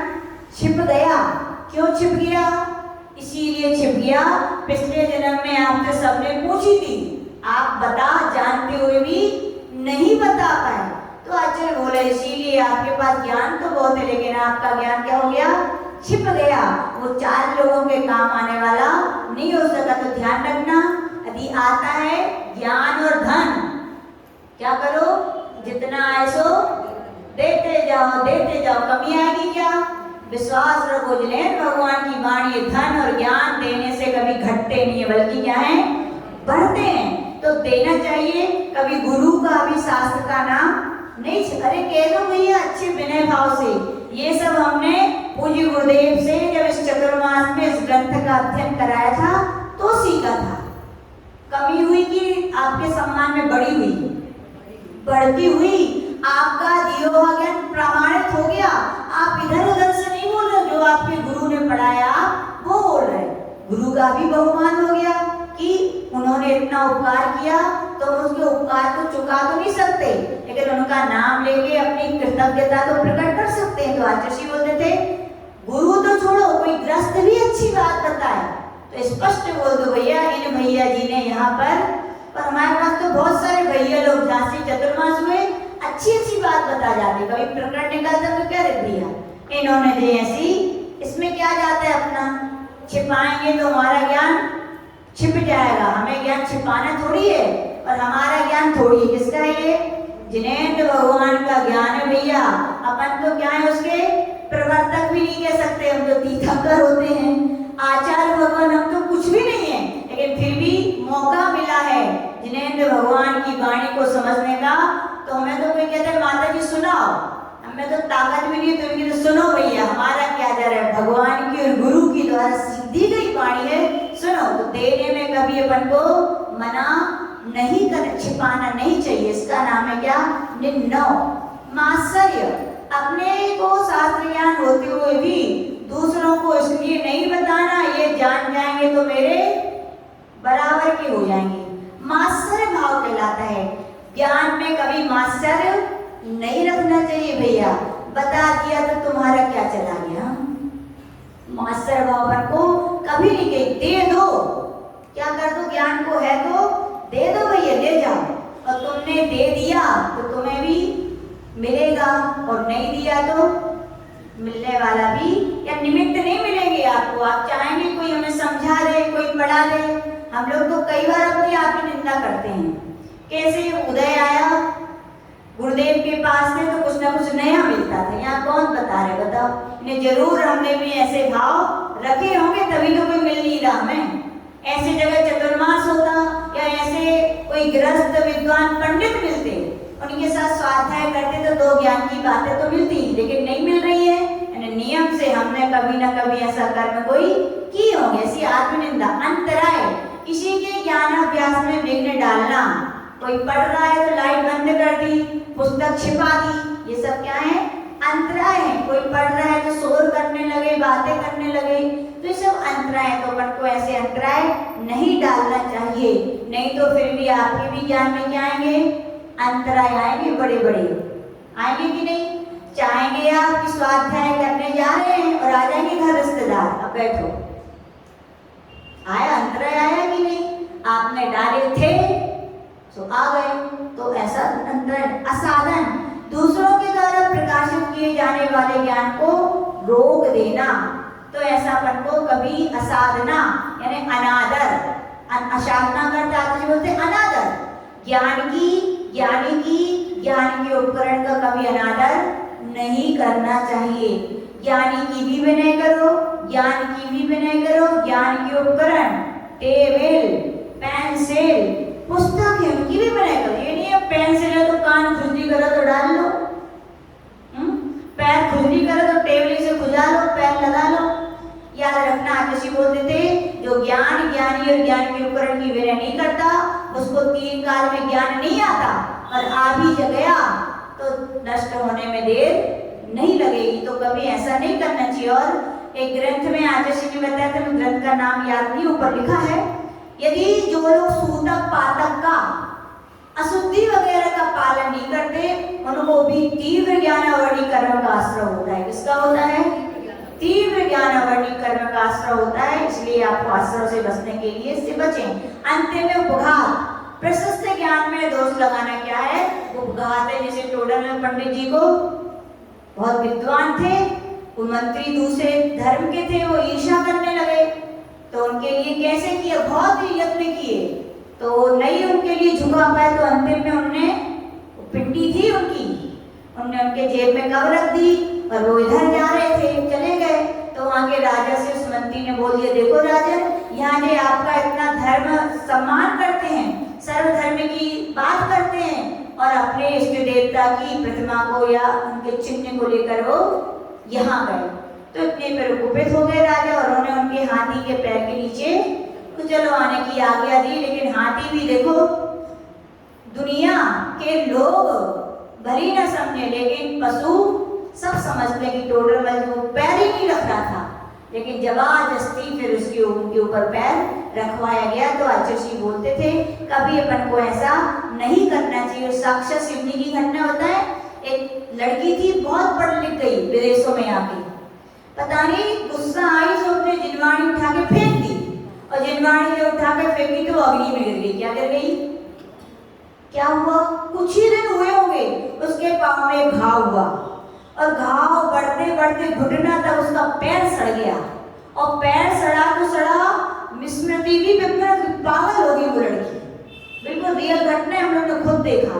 हम लोग का चतुर्मास जब 2003 में हुआ तो मंदिर के बाहर बैठी रहती थी, इतनी सारी, आप लोग विश्वास नहीं करोगे, लाखों तो इलियां हो गई उसके पैर में। सिवनी कौन सी? बड़ी सिवनी? अपनी बड़ी सिवनी कौन सी? जबलपुर के पास सिवनी छपारा। तो वहां पर, और इतनी मक्खियां, उसको सब लोग खूब कहते थे जरूर डॉक्टर के यहाँ, पागल खाने, लेकिन वो पता नहीं भक्त के मंदिर के पास ही आके बैठती थी। तो उन्होंने पूछा हम लोगों ने, भैया क्या हो गया? तो उनके परिवार ने सीधी हुई, बोले माता जी, जिस दिन से उसने जिनवाणी का अभिनय किया है, उस दिन से उसकी ऐसी हालत है। तो भैया इसीलिए कहते हैं जिनवाणी की भी विनय करो, लौंग मत फंसाओ। कितनी सारे लौंग और चावल हम लोग जब जाते, अभी इस बार ज्यादा माता जी नहीं, हम लोग जब ज्यादा माता जी होते हैं तो कुछ माता को ये डिपार्टमेंट सौंप देते, जाओ मंदिरों की जिनवाणी व्यवस्थित कर दो। तो माता जी बताती, माता जी इतने इतने चावल निकलते जिनवाणी में से, और मान लीजिए जिनवाणी में चावल फंसे रह गए, चूहा, क्या करेंगे बताओ? वे समझते हैं कि खाना चाहिए कि नहीं, किसको पाप लगेगा? इसका लगेगा ना। तो याद रखिएगा, जब भी जिनवाणी पढ़ने के बाद सारे चावल लौंग जो भी अपन को निकाल दे, गीले हाथ से मत पढ़ो। गीले हाथ से पढ़ोगे पानी तो क्या होगा? जिनवाणी गलेगी कि नहीं गलेगी? गलेगी। जिनवाणी फट जाए तो क्या करोगे? बंद करके धीरे से अलमारी में रख दो, है ना। हड्डी पैर टूट जाए, धीरे से घर में बैठ जाइए। ऐसे करते हो कि डॉक्टर के यहाँ जाते हो? डॉक्टर के यहाँ जाते हो ना, तुरंत मरम्मत करवाने। ध्यान रखना, माँ जिनवाणी माँ है तुम्हारी। ये लौकिक माताएं तो स्वार्थी हैं, तुम्हारे बड़े होने तक को इंतजार कर रही बुढ़ापे को, लेकिन वो माँ निस्वार्थी है, उसकी सेवा करोगे तो बहुत उपलब्धियां मिलेंगी। जब जिनवाणी फटी देखो तो क्या करो? तुरंत ले जाओ। कहाँ ले जाओ? अपने घर ले जाओ, या सामग्री लाओ, उसको क्या कर दो? उसकी मरम्मत कर दो, ठीक कर दो। तो ऐसे आचार्य भगवान कह रहे हैं, इनसे ज्ञानावरणी और दर्शनावरणी कर्मों का आश्रय होता है। तो भगवान से प्रार्थना करना, हे भगवान, कभी हम लोग ने ऐसे किए हों, किए ही होंगे, क्या 100% किए ही है ऐसे काम, तो भगवान मुझे क्षमा करना और अपनी सद्बुद्धि विवेक देना कि अब हम ऐसे काम ना करें। आगे शिष्य पूछ रहे, भगवान असाधा वेदी कर्म के आश्रय के कौन से कार्य हैं? तो कह रहे हैं, दुख शोक तापा क्रंदन वर परि देवनान याद परो भयस्थानान्य शद वेदस्य।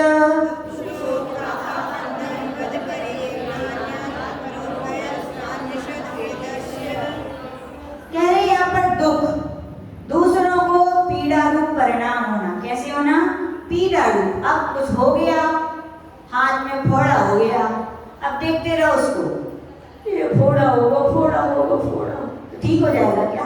नहीं होने वाला ना। तो आचार्य बोल रहे हैं ऐसे परिणाम करोगे तो क्या होगा? असाता वेदनी का उदय, तभी तो फोड़ा हुआ।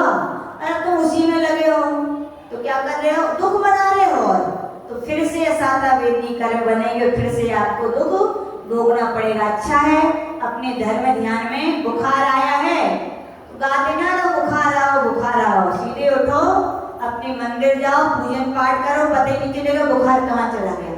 हम लोग देखते थे मम्मी लोग, वैसे बुखार है 2-3 दिन से, पता चल जाए महाराज माता जी आए हैं, सवरा बुखार पता नहीं, छूमन तक चौका लगने की तैयारी शुरू। क्या हुआ?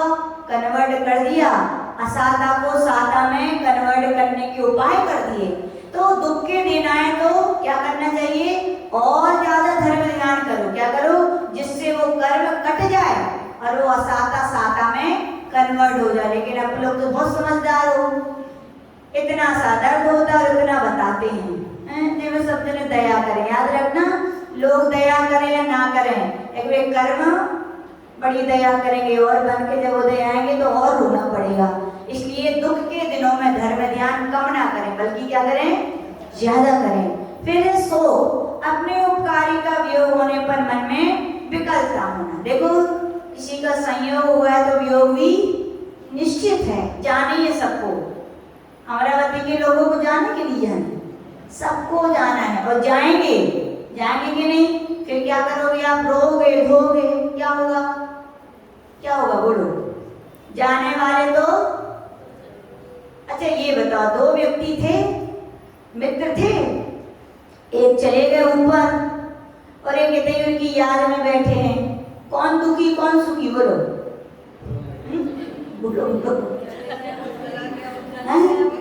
वे तो चले गए, नया शरीर, नया लोग, नई नई उपलब्धियां, आनंद ही आनंद, और तुम रो रो के पूरे कर्म और बांध रहे हो कि नहीं? देखो मानते दुख होती है, फिर मानते हैं, लेकिन अंदर से ज्ञान काम करना चाहिए। क्या करना चाहिए? अब हमारे शोक करने से वो तो नहीं आएंगे, लेकिन कर्मों का आश्रय जरूर होगा। शोक करने से कभी कोई ना आया है ना आएगा, इसीलिए अच्छा है क्या करें? हम धर्म ध्यान का आश्रय करें। ठीक है, सब यात्री तो है धर्मशाला के, जब तक समय चाह देते हैं तब तक रहते हैं, फिर सबको जाना पड़ता है। ऐसे ही भैया चिंतन तो बनाने पड़ेंगे, क्योंकि यही जनित देव की वाणी है, यही सम्यक दृष्टि बना है। कौन सा बना है? खाली जय जयनाथ परम गुरु करवे से सम्यक दृष्टि नहीं होते। जब ऐसे दिन आए, ऐसे विचार आए, ऐसे ज्ञान की धारा मन में हो कि ऐसा भगवान ने कहा है, यही सत्य है, तब कहलाओगे आप सम्यक दृष्टि लोग। ठीक है ना? तो मानते पीड़ा है, शोक दुख है, लेकिन इतने उसमें ना डूब जाओ कि खुद ही डूब जाओ, फिर खुद को ही दुख पाना। अपने तो ऐसा मन को शोक नहीं करना चाहिए। फिर कह रहे ताप, संसार में निंदा हो जाने पर क्या होता है? संताप। इनने कहीं तो काय कही, झूठी काय कही। अरे अब अंदर ही अंदर व्यक्ति बाहर से हंसता है, लेकिन अंतर में संतापित होता है। ऐसा क्यों हुआ? ऐसा क्यों हुआ? क्यों हुआ ऐसा बताओ? क्यों हुआ? बोलो बंदना जी, क्यों हुआ? आपने ऐसा पहले किया था, सो रहा सीधा सिंपल सा आंसर है। लेकिन अपन जहां होना चाहिए दृष्टि वहां न करके दुनिया की ओर दौड़ाते हैं, दुनिया की ओर दृष्टि दौड़ाते हैं तो क्या मिलेगा? दुख, अशांति। और जहां मलहम है, ये हम नहीं तो किए थे, ये मलहम है, ये दवाई है, वहां अपन यूज नहीं करते तो दुखी रहते। तो आचार्य भगवान कह रहे हैं किसी से निंदा कर दी, निंदा हो गई तो इसका मतलब श्रीपाल ने की थी कि नहीं मुनि महाराज की? भांड कहा था तो उनको भी भांड कहा गया, जो जैसा करेगा तो उसको वैसा। तो इसलिए निंदा होने पर भी मानते पीड़ा है, लेकिन अपने कर्मों का उदय मानकर या अपने कर्मों का फल मानकर उसको क्या क्षमता से सहना चाहिए। नहीं सहोगे फिर गाड़ी है वो तो यहाँ से उदय में आए, फिर तुम में से भाव कर तो फिर उदय में आएंगे। फिर कह रहे आक्रंदन। आक्रंदन का अर्थ होता है परिताप के कारण अश्रुपात करना। क्या करना? रोने लगे। जे लो, महिलाओं को तो सबसे फेवरेट काम है, खजू हो गया, बस गंगा यमुना। आप नहीं, हमें भी आ जाता है रोना, ऐसी बात नहीं है, लेकिन आपके रोने में हमारे रोने में बहुत अंतर है। रोने लगना, जैसे बोलते थे कोई काम रोने से कभी पूरा नहीं होगा। ये सोचो कि ऐसा क्यों हुआ, रोना हमें किन कारणों से पड़ा। रोने से वो कारण नहीं, रोने कारणों को छोड़ दो ना, क्या कर दो, जिनसे हमें रोना पड़ता है उन कारणों को छोड़ दो। कारण नहीं होंगे तो फिर कार्य भी नहीं होगा, रोना ना ही पड़ेगा। और रोना जैसे बोलते थे वीरों को नहीं, किसका काम है, किसका काम है, कायर होगा। लेकिन पुरुषों से भी कहना चाहते हैं, मानते हैं आप लोग बहुत वीर हो, बहुत पहलवान हो, और महिलाएं खूब रोती हैं, पुरुष रोते नहीं हैं। लेकिन इसका मतलब ये नहीं है अपनी कोई बात को अपने हृदय में रख लो। मानते हैं कि आप लोग रोते नहीं हैं, लेकिन अपनी बात को शेयर कर देना चाहिए, बांट देना चाहिए। इनके कारण पाप कराने से कोई टेंशन है नहीं, के सर में थोप दो, चलो ऐसी बात हो गई, निकल गई, मन शांत। लेकिन रख ली बात तो क्या होगा, बीमारियां होती हैं कि नहीं। इसलिए मानते हैं आप लोग रो नहीं, हम ये नहीं करें, लेकिन मन में रखना भी नहीं चाहिए ऐसा। फिर करें वध, किसी के प्राणों का विघात कर देने से भी असाता वेदी कर्म का आश्रय होता है। और परिदेवन, अत्यंत दुखी होकर रोना। बॉम्बे में लोग के चतुर्मास हुए तो क्या सब सिंपल, मतलब मियाँ जी और पत्नी ही रहते बस अपने अपने फ्लैटों में। अब कोई खत्म हो जाए ना उनके घरों में, मतलब कोई, अब कितना रोए, तो वहां पे रोने वाले बुलाए जाते हैं। कौन रोने, ऐसा रोते हुए कि घर वाले क्या रोए। और उनको देख के जितने लोग आने बैठने वाले होते थे, ये बेबी और रोने लगते हैं। तो मतलब ऐसा भी नहीं रोना चाहिए कि दूसरों को रोना आ जाए। यानी कि असाता वेदनी कर्म का कारण कहा गया, अर्थ ये है हम दुखी क्यों हैं, क्योंकि हमने असाता वेदनी कर्म के कारण कार्य किए थे, तो बीज बोए थे तो फल भी आ रहे हैं। तो आचार्य भगवान कह रहे हैं एक उपाय है, असाता के उदय में भी आप साता रूप कार्य करने लग जाओ। श्रीपाल के ऊपर कष्ट आया था, क्या किया था हमने, सिद्ध चक्र विधान किया था, तो क्या हो गया, वो असाता साता में कन्वर्ट हो गई। साता के बीज बो दिए तो साता के फल भी मिल गए। तो आचार्य भगवान कह रहे हैं असाता कर्म अपन ने बांधे थे, स्वीकार करो, हम नहीं बांधे हैं, चाहे पड़ोसी भी क्यों ना दुख दे रहा हो, लेकिन हमने ही वो हमारे कर्म है ऐसा मान करके। लेकिन क्या करो, अब उनको पकड़े रोते मत बैठे जाओ, अब क्या करो, अच्छे अच्छे काम करो ताकि वो कन्वर्ट हो जाए। किस पे कन्वर्ट हो जाए, साता में कन्वर्ट हो जाए। जैसे बोलते हैं भगवान संसार में बहुत सारे जीव बहुत सुखी भी हैं, तो बोले क्यों सुखी हैं, उनके मम्मी पापा अच्छे इसलिए, उनके पड़ोसी अच्छे, धन पैसा इसलिए, बोले नहीं, ये तो सब बहिरंग कारण है। अंतरंग कारण क्या है, तो कह रहे हैं भूत व्यक्त्यनुकंपा दान सराव संयमादि योगा शांति शौच विधि सर्वेदस्य।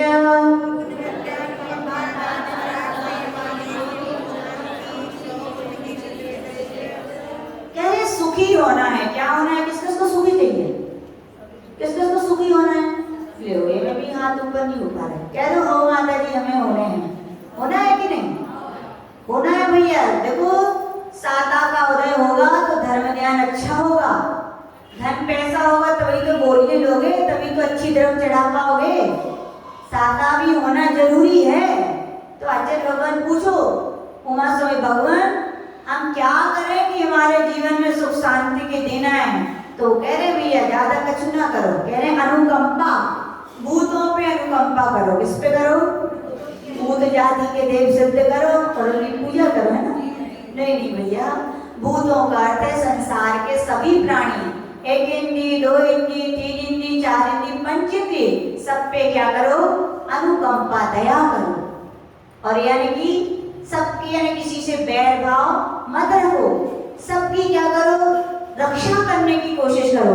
व्यर्थ में पंखा ना चलाओ, व्यर्थ में पानी ना गिराओ, व्यर्थ में अग्नि जान लाओ, व्यर्थ में पेड़ पौधों को ना तोड़ो, ना घास पे चलो। ऐसे चीज जिनमें दो इंद्री, तीन इंद्री, चार इंद्री होने की संभावना है, वहां विवेक रखो। पहले से ही सावधानी रखो कि वे ना हो पाए। पंचेंद्रिय जीवों की जिन जिन से हिंसा होती है उन कार्यों को ना करो। तो ये क्या है? भूत अनुकंपा। समझ में आई? ठीक। फिर है व्रत अनुकंपा। व्रती लोग हैं पंचम अनुष्ठान वर्ती। कौन होते हैं? श्रावक लोग जिनने प्रतिमा ली है 1 से लेकर कितनी प्रतिमा होती हैं? 11। कितनी होती है? ये प्रतिमाधारी है या एडक जी है, चुल्लक जी, चुल्लिका माता जी, महाराज जी, माता जी, सब लोग व्रती कहलाते हैं। कोई एक देश व्रती है तो कोई महाव्रती है। इन सबके ऊपर अनुकंपा करना। अनुकंपा कैसे करोगे? जहाँ जैसी जरूरत है। सबसे बड़ी अनुकंपा तो यही है, भावना भाना, हे भगवान इन लोगों के जीवन में कोई बाधाएं ना आए, सबके आहार निरंतर आए और सब स्वस्थ रहे, सब अच्छी साधना करें। क्या हो गई? सबसे बड़ी अनुकंपा। और जब मौका पड़े कोई बीमार है तो उनकी सेवा भी करना। ये नहीं तुम कर रही हो, नहीं, सम्यक दृष्टि कभी ऐसा नहीं कहता तुम कर देना, क्योंकि कुछ काम ऐसे होते हैं जो स्वयं ही करने चाहिए। स्वयं करोगे तो फल किसको मिलेगा? हम लोग के संग में समाधि संलेखना चलती है तो क्या होता है? सब लोग सेवा करते तो आजर्षि भी सेवा करने लगते थे। तो सब महाराज जी बोलते थे, आजर्षि आप क्यों कर रहे हो? आपको क्या, हम लोग तो हैं। तो आजर्षि, भैया तुम करोगे तो तुम्हें मिलेगा और हम करेंगे तो हमें मिलेगा। तो ये नहीं देखना चाहिए ये कर रहे वो कर रहे, क्यों? क्योंकि हम करेंगे तो फल हमें चाहिए ना, उनके करने से फल हमें मिलने वाला नहीं है। तो ऐसा। फिर कह रहे हैं दान। क्या करना चाहिए? निरंतर। कितने प्रकार का दान? कौन कौन सा? अभी हम लोग ग्रंथ में पढ़ गया, उसमें लिखा था 3 जरूरी 1 मजबूरी, यानी कि आहार दान, आवास दान और उपकरण दान। ये तो जरूरी है। और औषधि क्या है? बोले मजबूरी है। क्यों मजबूरी है? वो महाराज जी का नाम क्या है? वो आपने ग्रंथ दिया ना, मैं तत्व सूत्रवाल अमित सागर जी, उनके ग्रंथ में लिखा है, बोले 3 दान जरूरी, 1 है मजबूरी। अब औषधि बीमार हो गए तभी तो दोगे, ये थोड़ी मन आज मन हो गया, बोले वंदना भाभी बोले आज तो मन हो गया औषधि दान देने का, और दवाई लेके बोले ले लो माता जी, उनकी क्या है? बोले मन हो गया औषधि। अरे बीमार भी तो होना चाहिए, कोई तो जबरदस्ती। तो वहाँ पे कहा गया साधुओं के लिए जब जैसी आवश्यकता है तो दान भी अपन को देने चाहिए। चौका लगाना चाहिए कि नहीं? लगाना चाहिए। याद रखना, चौका लगाते तो क्या होता है? वो बॉल बैट वाला क्या होता है उसमें? बॉल चौक में क्या होता है? बैट बॉल वाला, बाउंड्री के बाहर बॉल चली जाती है कि नहीं? जो चौका लगाया तो बॉल बाउंड्री के बाहर। राजर्षि बोलते थे जो घर में चौका लगाएगा वो संसार की बाउंड्री से भी बाहर हो जाएगा। होना है कि नहीं? अब जिसको होना हो तो चौका लगाओ, जिसको संसार ही अच्छा लग रहा है घूमत रहो आराम से। तो अचल रोज दान करना चाहिए। फिर कह रहे शराब संयम। शराब संयम का अर्थ है कि पंचेंद्रिय मन के विषयों में विरक्त होने पर या कहें सत्कार यानी कि इंद्रिय संयम और प्राणी संयम का पालन करना चाहिए। महाव्रतों को धारण करना चाहिए। योग यानी क्या? मन वचन काय की प्रवृत्ति को शुभ रखना चाहिए। शांति यानी क्षमा। सबसे कैसे रखनी चाहिए? क्षमा के भाव। पल पल में क्रोध करो, किसका क्या बिगड़ता है? किसी का कुछ नहीं हो रहा, किसका बिगड़ रहा है? देखो काम तो गलत हो गया मानते किसी से, तुम्हारे चिल्लाने से क्या हो गया? हो गया क्या ठीक? और होएगा ठीक, होएगा कि नहीं? गलत हुआ है तो काम ठीक भी उस समय लगेगा, शांति रखो। जब वो समय लेगा तो आप भी थोड़ा खीर ठंडी होके खाओ। कैसे खाओ? बहुत अच्छी लाइनें लगती है, जब भी खीर खाओ तो अब दिन भर थोड़ी हमें खीर मिल रही थी। खीर का मतलब है कोई जिंदगी में ऐसे मुके आ जाए तो क्या रखो? थोड़ी सब्र शांति रखो। चिल्लावे मिल्लावे से कभी होने वाला नहीं है। तो ये शांति। सोच लोभ का क्या करो? क्या भले आदमी बनना है ना? लोभ का उल्टा करो, क्या होगा? भले आदमी बनना है तो लोभ को जीवन से निकालना पड़ेगा। लोभ करोगे तो भले आदमी बनने वाले नहीं हो। संयम आप पूर्णता से मतलब नव कोटि से और पसंदकाय की जीवों की त्याग नहीं कर सकते हो हिंसा आदि का, तो आचार्य भगवान कह रहे कम से कम एक देश रूप से तो क्या करो, त्याग करो। तो यहाँ पर ऐसा संयम असंयम पंचम गुण स्थान वर्ती श्रावक व्रती बन जाओ। उससे भी क्या होगा, साता विज्ञ कर्म का आश्रय होगा, अकाम निर्जरा, अपनी इच्छा नहीं होने भी परवश में कष्ट सहना, से भी क्या होती है, अकाम निर्जरा करते कि नहीं करते कई लोग। अब दुकान पे बैठे थे, ग्राहक बहुत आ गए, अब भोजन नहीं मिला, क्या किया, क्या नहीं, लेकिन हो गया, फिर भी भगवान कह रहे कोई बात नहीं, थोड़ा बहुत तो आपको बोनस मिलेगा। तो यहाँ पर बाल तप, मिथ्या दर्शन सहित तपस्या करना, ये क्या है, बाल तप है। तो आचार्य भगवान कह रहे इससे भी क्या होगा, साता वेदनीय कर्म का आश्रय होता है, यानी आपके जीवन में सुख आएगा। इससे पूछ रहे भगवान क्या कारण है, जिन्हें तो भगवान भी मिले, वाणी भी मिली, साधु संत भी मिले, जैन धर्म का उपदेश भी मिला, लेकिन हमारी श्रद्धा नहीं होती। बोले क्या नहीं होती, कह जाते कई लोग स्पष्ट अकेले में, बोले माता जी सब कुछ हम करते, पूजन भी करते, सास भी सुनते गुरु की, लेकिन मन में जो श्रद्धा होनी चाहिए वो नहीं होती। क्यों नहीं होती भैया? तो यहाँ पर कह रहे हैं कि भैया ऐसा ही नहीं फल मिल रहे हैं, आपने बीज भी ऐसे बोए होंगे। कौन से बीज बोए? तो कह रहे हैं केवल संग धर्म देवा वर्णवादो दर्शन मोहश्याम। अवर्णवाद का अर्थ होता है दोष लगाना। क्या होता है? जो जिसमें नहीं है उसके प्रति में ऐसा कहना। केवली, केवली भगवान क्या है? कमलाहारी नहीं होते, फिर भी अपन ने क्या कहा, वे कमलाहार करते हैं। ये क्या हो गया उनका अवर्णवाद। ऐसा अपन ने किया होगा तभी आज अपन को दर्शन मोहनी कर्म इतना बना कि आज हमें श्रद्धा उनके प्रति नहीं हो पा रही है। और महाराष्ट्र में तो बहुत सारे मिल गए, हम तो ढूंढे हुए थे, विरासत में मिल गया जैन धर्म, बाकी न श्रद्धा है न कुछ है। हम तो कहते हैं देखो जिनको समझ में आती है ना ये बातें, उनको नियम लेना चाहिए। एक हफ्ते में एक व्यक्ति को हम धर्म की महिमा समझाएंगे, एक एक व्यक्ति को भी आपने एक हफ्ते में समझाया तो कितने सारे व्यक्ति धर्म की समझने लगेगी कि नहीं? भैया ऐसे लोगों पे दया, ये है दया, ये करुणा है, ये आपको धर्म का समझना सार्थक बनाए कि आपने एक व्यक्ति को मिथ्यात्व से निकाल कर कहाँ ले आए, इधर ले आए। आप अभिषेक करते हो कि नहीं करते हो? रोज देखते हो हमारे जो मित्र हैं वो भी जैन है लेकिन वो नहीं करते। आपको क्या करना चाहिए भैया? यदि आप मेरे सच्चे मित्र हो तो 10 लक्षण चल रहे हैं, बाकी बात मत मानना, लेकिन आपको 10 दिन तो अभिषेक करने मेरे साथ।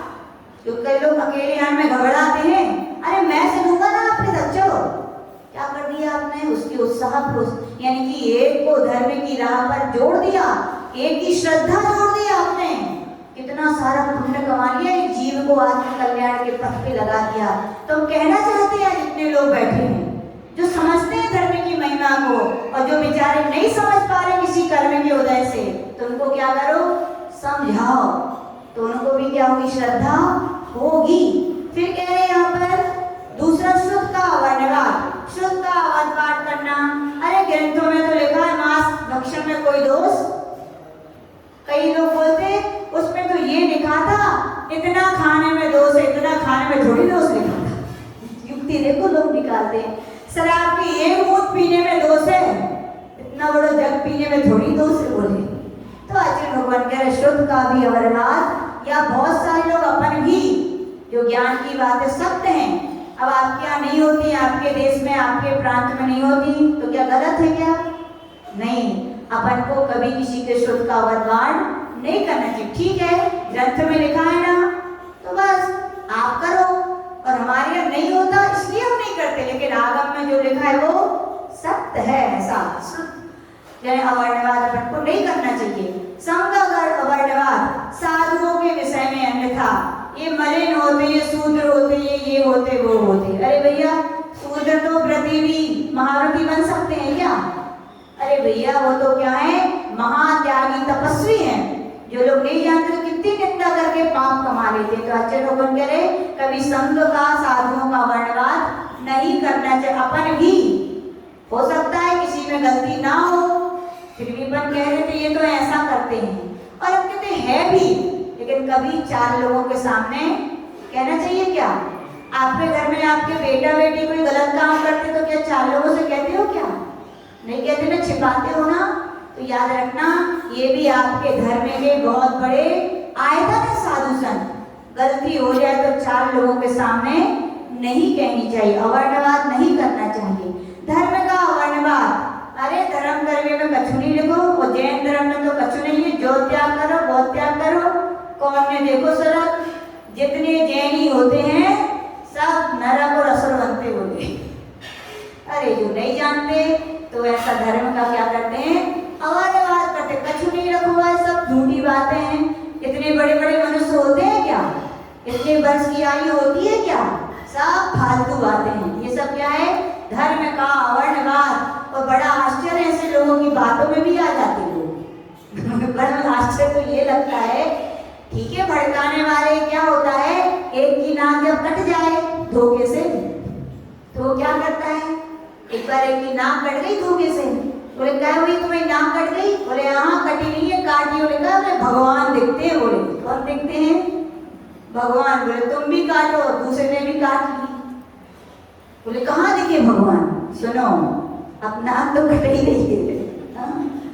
अब ये कहने से फायदा नहीं है कि नहीं दिखे, तब तो कहो कि भगवान दिख रहे हैं, पर ऐसा करते करते एक ग्रुप बन जाता है। तो अच्छे लोग कह रहे अपन को ऐसा नहीं करना चाहिए धर्म के विषय में। देव वर्णवाद, देव मांस खाते हैं, उनको बलि चढ़ाओ, शराब करो। अरे भैया देव तो मानसिक आहार है उनका, कौन सा आहार है? अमृत आहार। सोचते हैं और उनके गले में अमृत झड़ जाता है। वे सब गंदी मंदी चीजें जिनकी खुद की लोलुपता होती है, उनके नाम पर अपनी भी लोलुपता की पूर्ति करते हैं। तो आचार्य भगवान कह रहे हैं ऐसे, यानी अपन ने ऐसे ऐसे बीज बोए थे, इसलिए आज हमें सच्चे देव पर, सच्चे सास पर, सच्चे गुरुओं पर श्रद्धा नहीं हो पा रही है। तो जिनको हो गई है वो क्या करें, उनके लिए धीरे धीरे ले आए, तो वो भी बीज बो देंगे। अब शिष्य पूछते भगवान सोचते तो होते दीक्षा हो जाए, लेकिन दीक्षा हो नहीं पाती, क्या कारण है? मम्मी रोक रहे इसलिए, पापा रोक रहे इसलिए? अरे मम्मी पापा भी तैयार हैं, बीमार उसने वो बीमार भी नहीं है, फिर कहा हो भैया?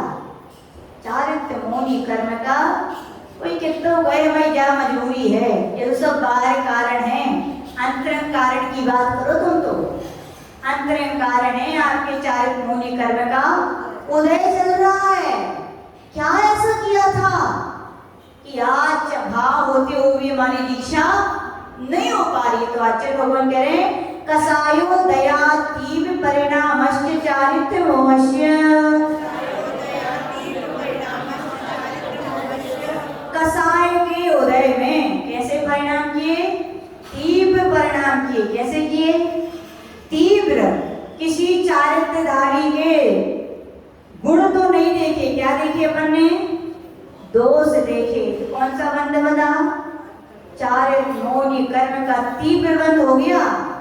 इसीलिए कहा जाता है कभी चारित्रधारियों की कभी भी ना मन से, ना वचन से, ना काय से उनकी निंदा मत करें, उनसे गिलानी मत करें। आचार्य अमृतचंद महाराज कह रहे कि मल को देख के भी तुम गिलानी नहीं करो। फिर तो ये इतने बड़े बड़े साधक व्रती हैं, उनको देख के तुम गिलानी करोगे, क्या होगा? उनका कुछ नहीं होगा। क्या होगा?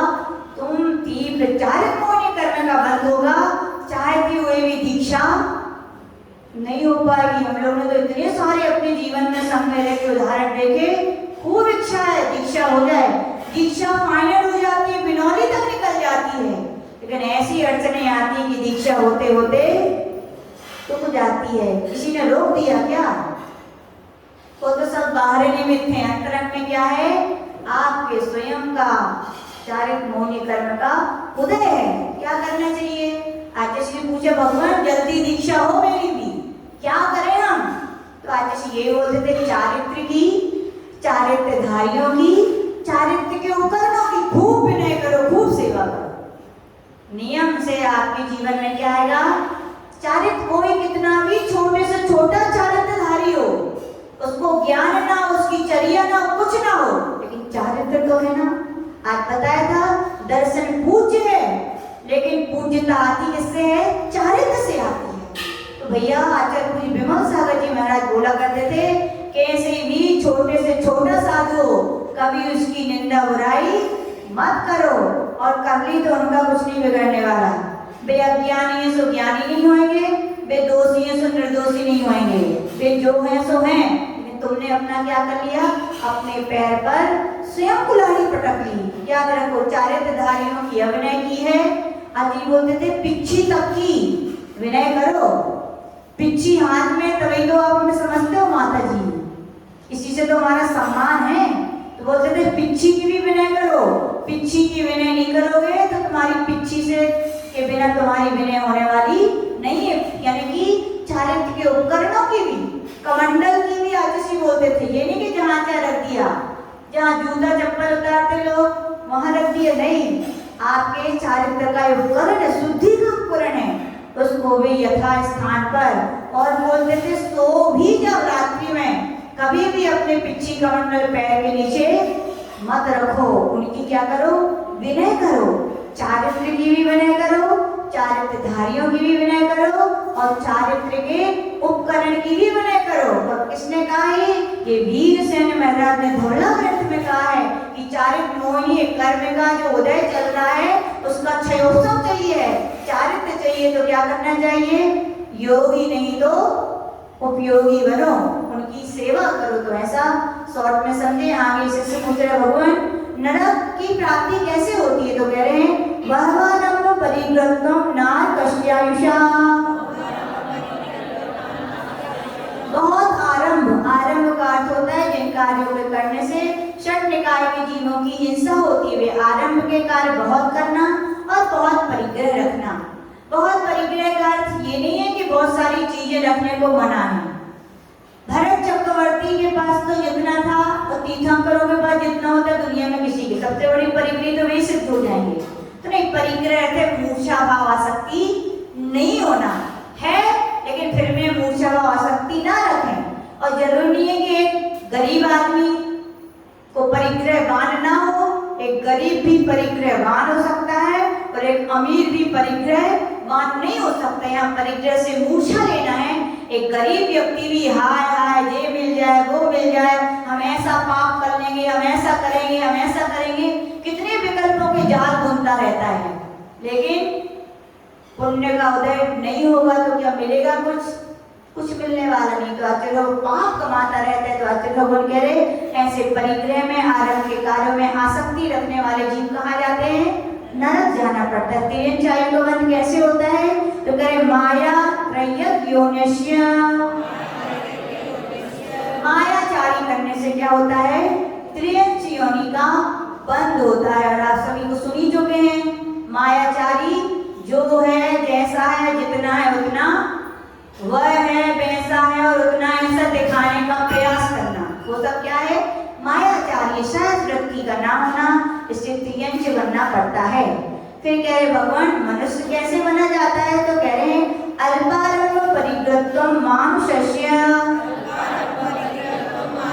अल्प आरंभ, अल्प परिग्रह रखने से मनुष्य आयु का क्या होता है? बंद होता है। ऐसा जानना चाहिए। और कैसे होता है? तो कह रहे स्वभाव माधवम च, अपने मार्दव स्वभाव का होना। क्या होना? रिजु। देखो, एक मार्दव गुण लाने की कोशिश करना एक अलग बात है, स्वभाव होना एक नेचुरलिटी है। किसी किसी में विनय टपकती सी है, झलकती तो एक बात, टपकती सी है।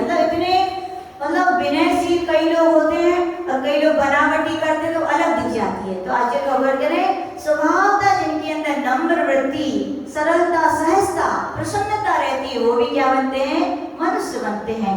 शिष्य पूछा है भगवान मान लीजिए कोई कुछ ना करे, चारों गतियों में कैसे जाए? तो बोल रहे हैं निशील व्रतत्वं च सर्वेषां।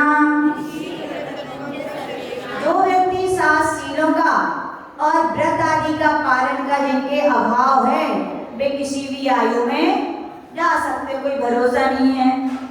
सड़क गए तो नीचे, खिसक गए तो बाजू में और चढ़ गए तो ऊपर, कोई भरोसा नहीं है उनका। शिष्य पुत्र भगवान देव कैसे बना जाता है? तो कह रहे शराब संयम संयमा संयमा काम निर्जरा वाल तपांसी दैवश्य।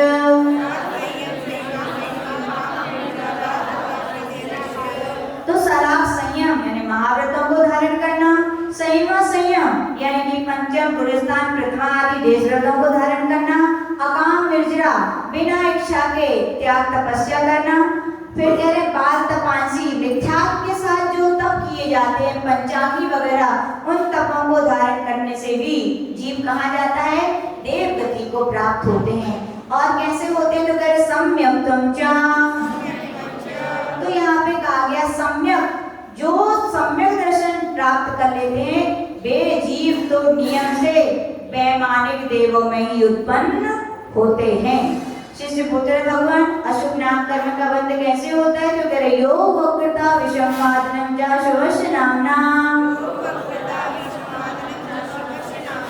योगों की वक्रता, मन वचन काय में एकता का नहीं होना, कुछ सोचना कुछ बोलना कुछ करना, इससे क्या होता है? अशुभ नाम कर्म का बंध। और विषम बात करना किससे? साधर्मी जनों से या किसी से भी। अच्छा जी, हम लोग से हमेशा बोलते थे क्या छोटी छोटी, ये मेरी पेंसिल, ये मेरी टेबल, ये मेरी पुस्तक, ये सब क्या है? विषम बात है। किसका होगा? अशुभ नाम कर्म का बंध होगा। इसलिए अपन को ऐसा नहीं करना चाहिए। कोई चाहता है हमें अच्छी आवाज मिले तो क्या करो? अच्छा बोलो भैया, तो सुरीली आवाज मिलेगी। और गधे की तरह चिल्लाओगे तो जैसा करोगे, मुंह टेढ़ा करके बात करोगे, कैसा मुंह मिलेगा? बोलो, टेढ़ा ही मिलेगा। मन में अशुभ अशुभ सोचोगे तो मन कैसा मिलेगा? नाम प्रकृति शरीर की जिससे रचना होती है, जैसा तुम करोगे वैसे ही तुम्हारे लिए मिलेगा। तो विषम बात भी छोटी मोटी चीजों पर नहीं करना चाहिए। ज्ञानवती माता जी के पास हम लोग मिले, बड़ा अच्छा लगा उनके मिलकर। उनके आगे पता है किसी माता जी की पर्सनल पेन पेंसिल नहीं है, पर्सनल घड़ी नहीं है, पर्सनल पुस्तक नहीं है। इतनी सारी पुस्तक रखी है, मान लीजिए 12 माता जी 12 पुस्तकें, कोई भी उठा के पढ़ सकता है, कोई भी पेन से लिख सकता है, कोई भी घड़ी से, कोई भी माला से। तो तू मैं होने की आवश्यकता ही नहीं है। तो ऐसा अशुभ नाम कर्म का बंध कैसे होता है? तो कहते विपरीतम शुभस्य। तो आचार्य भगवान कह रहे योग वक्रता और विषम बात से विपरीत योगों की सरलता रखना, अन्यथा वृत्ति रखना, तू मैं नहीं करने से क्या होगा? शुभ नाम कर्म का आश्रय होगा। शिष्य पूछ रहे भगवान नाम कर्म की क्या कोई विशेष प्रकृति है? तो बोल रहे हाँ, वो कौन सी है? तीर्थंकर प्रकृति। और तीर्थंकर प्रकृति यदि बंद करना है तो क्या करना पड़ेगा? 16 कारण भावनाओं के नाम यहाँ पर कहे गए हैं। दर्शन विशुद्धिर विनय संपन्नता शील वृत्ति ज्वलति चारो भीष्म ज्ञानोपयोग संवेगो शक्ति त्याग तपसी साधु समाधिर वैयावृत्तिकरण महर्दाचार बहुश्रुत प्रवचन भक्ति रावश्यका परिहानिर मार्ग प्रभावना प्रवचन वसलत्मिति तीर्थकरत्वस्य।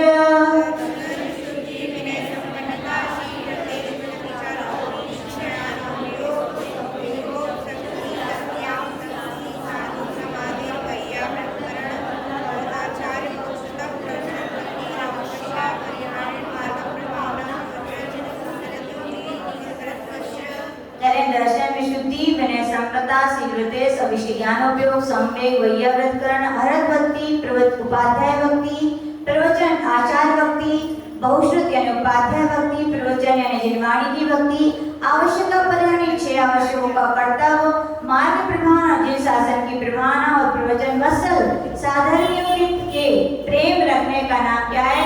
16 कारण भावनाएं हैं। बस इतना है। आचार्य जी बताते थे 16 कारण भावना में से यदि दर्शन विशुद्धि नहीं है तो 15 फैल है, और दर्शन विशुद्धि है तो कोई एक आदमी हो तो भी बंद हो सकता है। और तीर्थंकर प्रकृति का बंद सदैव केवली और शुद्ध केवली के पाद मूल में होता है, ऐसा जानना चाहिए। शिष्य पुत्र भगवान गोत्र कर्म है, हम कोई नीच गोत्र में होता है कोई उच्च गोत्र में, क्या कारण है? तो कह रहे हैं परात्म निंदा प्रशंसे साधसत गुणोच्छादनोद्भावने च नीचैर गोत्रस्य।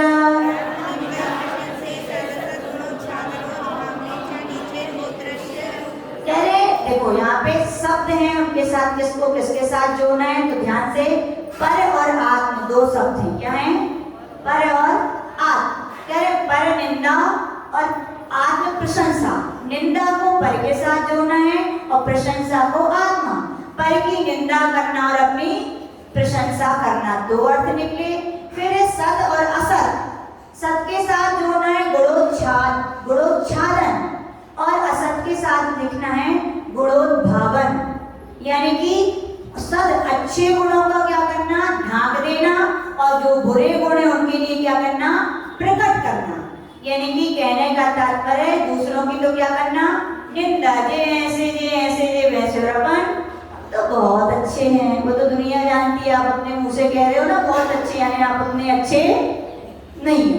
आपने अपने मुंह से ही अपना परिचय बता दिया। पर आजकल लोग कह रहे दूसरों के गुणों को छिपा रहे हो और अपने में गुण जो नहीं है वो आप बता रहे हो, तो क्या होगा, नीच गोत्र का बंध होगा, आश्रम होगा। राजर्षि बोलते थे जो सूतक पातक का पालन नहीं करते हैं, जिन घरों में विजातीय विवाह होते हैं, विधवा विवाह होते हैं, उनके भी नियम से किसका बंध होता है, नीच गोत्र का बंध होता है। वे वो भूमि में होते हैं। मनुष्य तो बनेंगे, मनुष्य आयु का बंध किया है, लेकिन कहाँ के बनेंगे? हाँ, हम नहीं कह रहे 40 साल ग्रंथ में गाथा है, कहो तो हम बता देंगे ऊपर।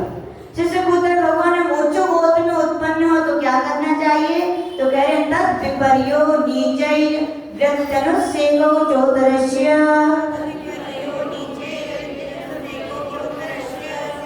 उच्च कुल में हो रहा है तो क्या करो, दूसरों की प्रशंसा करो। राई के बराबर भी गुण है फिर भी क्या कहो, पहाड़ है ये तो गुणों के। उच्च गोत्र का बंद होगा। और आप कितने भी अच्छे हो फिर भी क्या करो, हम जैसे बुरे तो दुनिया में कोई नहीं है। अपनी निंदा करो तो क्या बनोगे, उच्च गोत्र मिलेगा। और क्या करो, अपने गुणों को तो ढांको और दूसरों के गुणों को क्या करो, प्रकट करो। देखो नियम से आप लोगों ने पहले ऐसे ही किया था, तभी तो जैन जैसा उच्च कुल मिला है। लेकिन अब क्या कर रहे हो, आपका थर्मामीटर आपके पास है, ऐसा कर रहे हो तो फिर से उच्च गोत्र मिलेगा। और क्या उल्टे उल्टे काम कर रहे हो, जाना नीचे गोत्र में। भगवान ने तो कह दिया, बता दिया, जो करो सो वो मिलेगा। शिष्य पूछ रहे भगवान अंतराय कर्म का बंध कैसे होता है, तो करे विघ्न करण अंतरायस्य।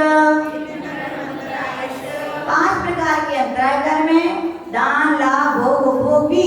इनमें विघ्न करने से क्या होता है, कर्म का आश्रय। अरे तुम चौका मत लगाओ, हम तो लगा रहे हैं, वहां खाली चलो जे तुम लगा रहे हो।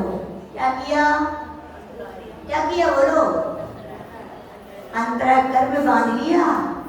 अरे ये जिनको डायबिटीज की बीमारी है इनको शक्कर वाले आइटम मत दो।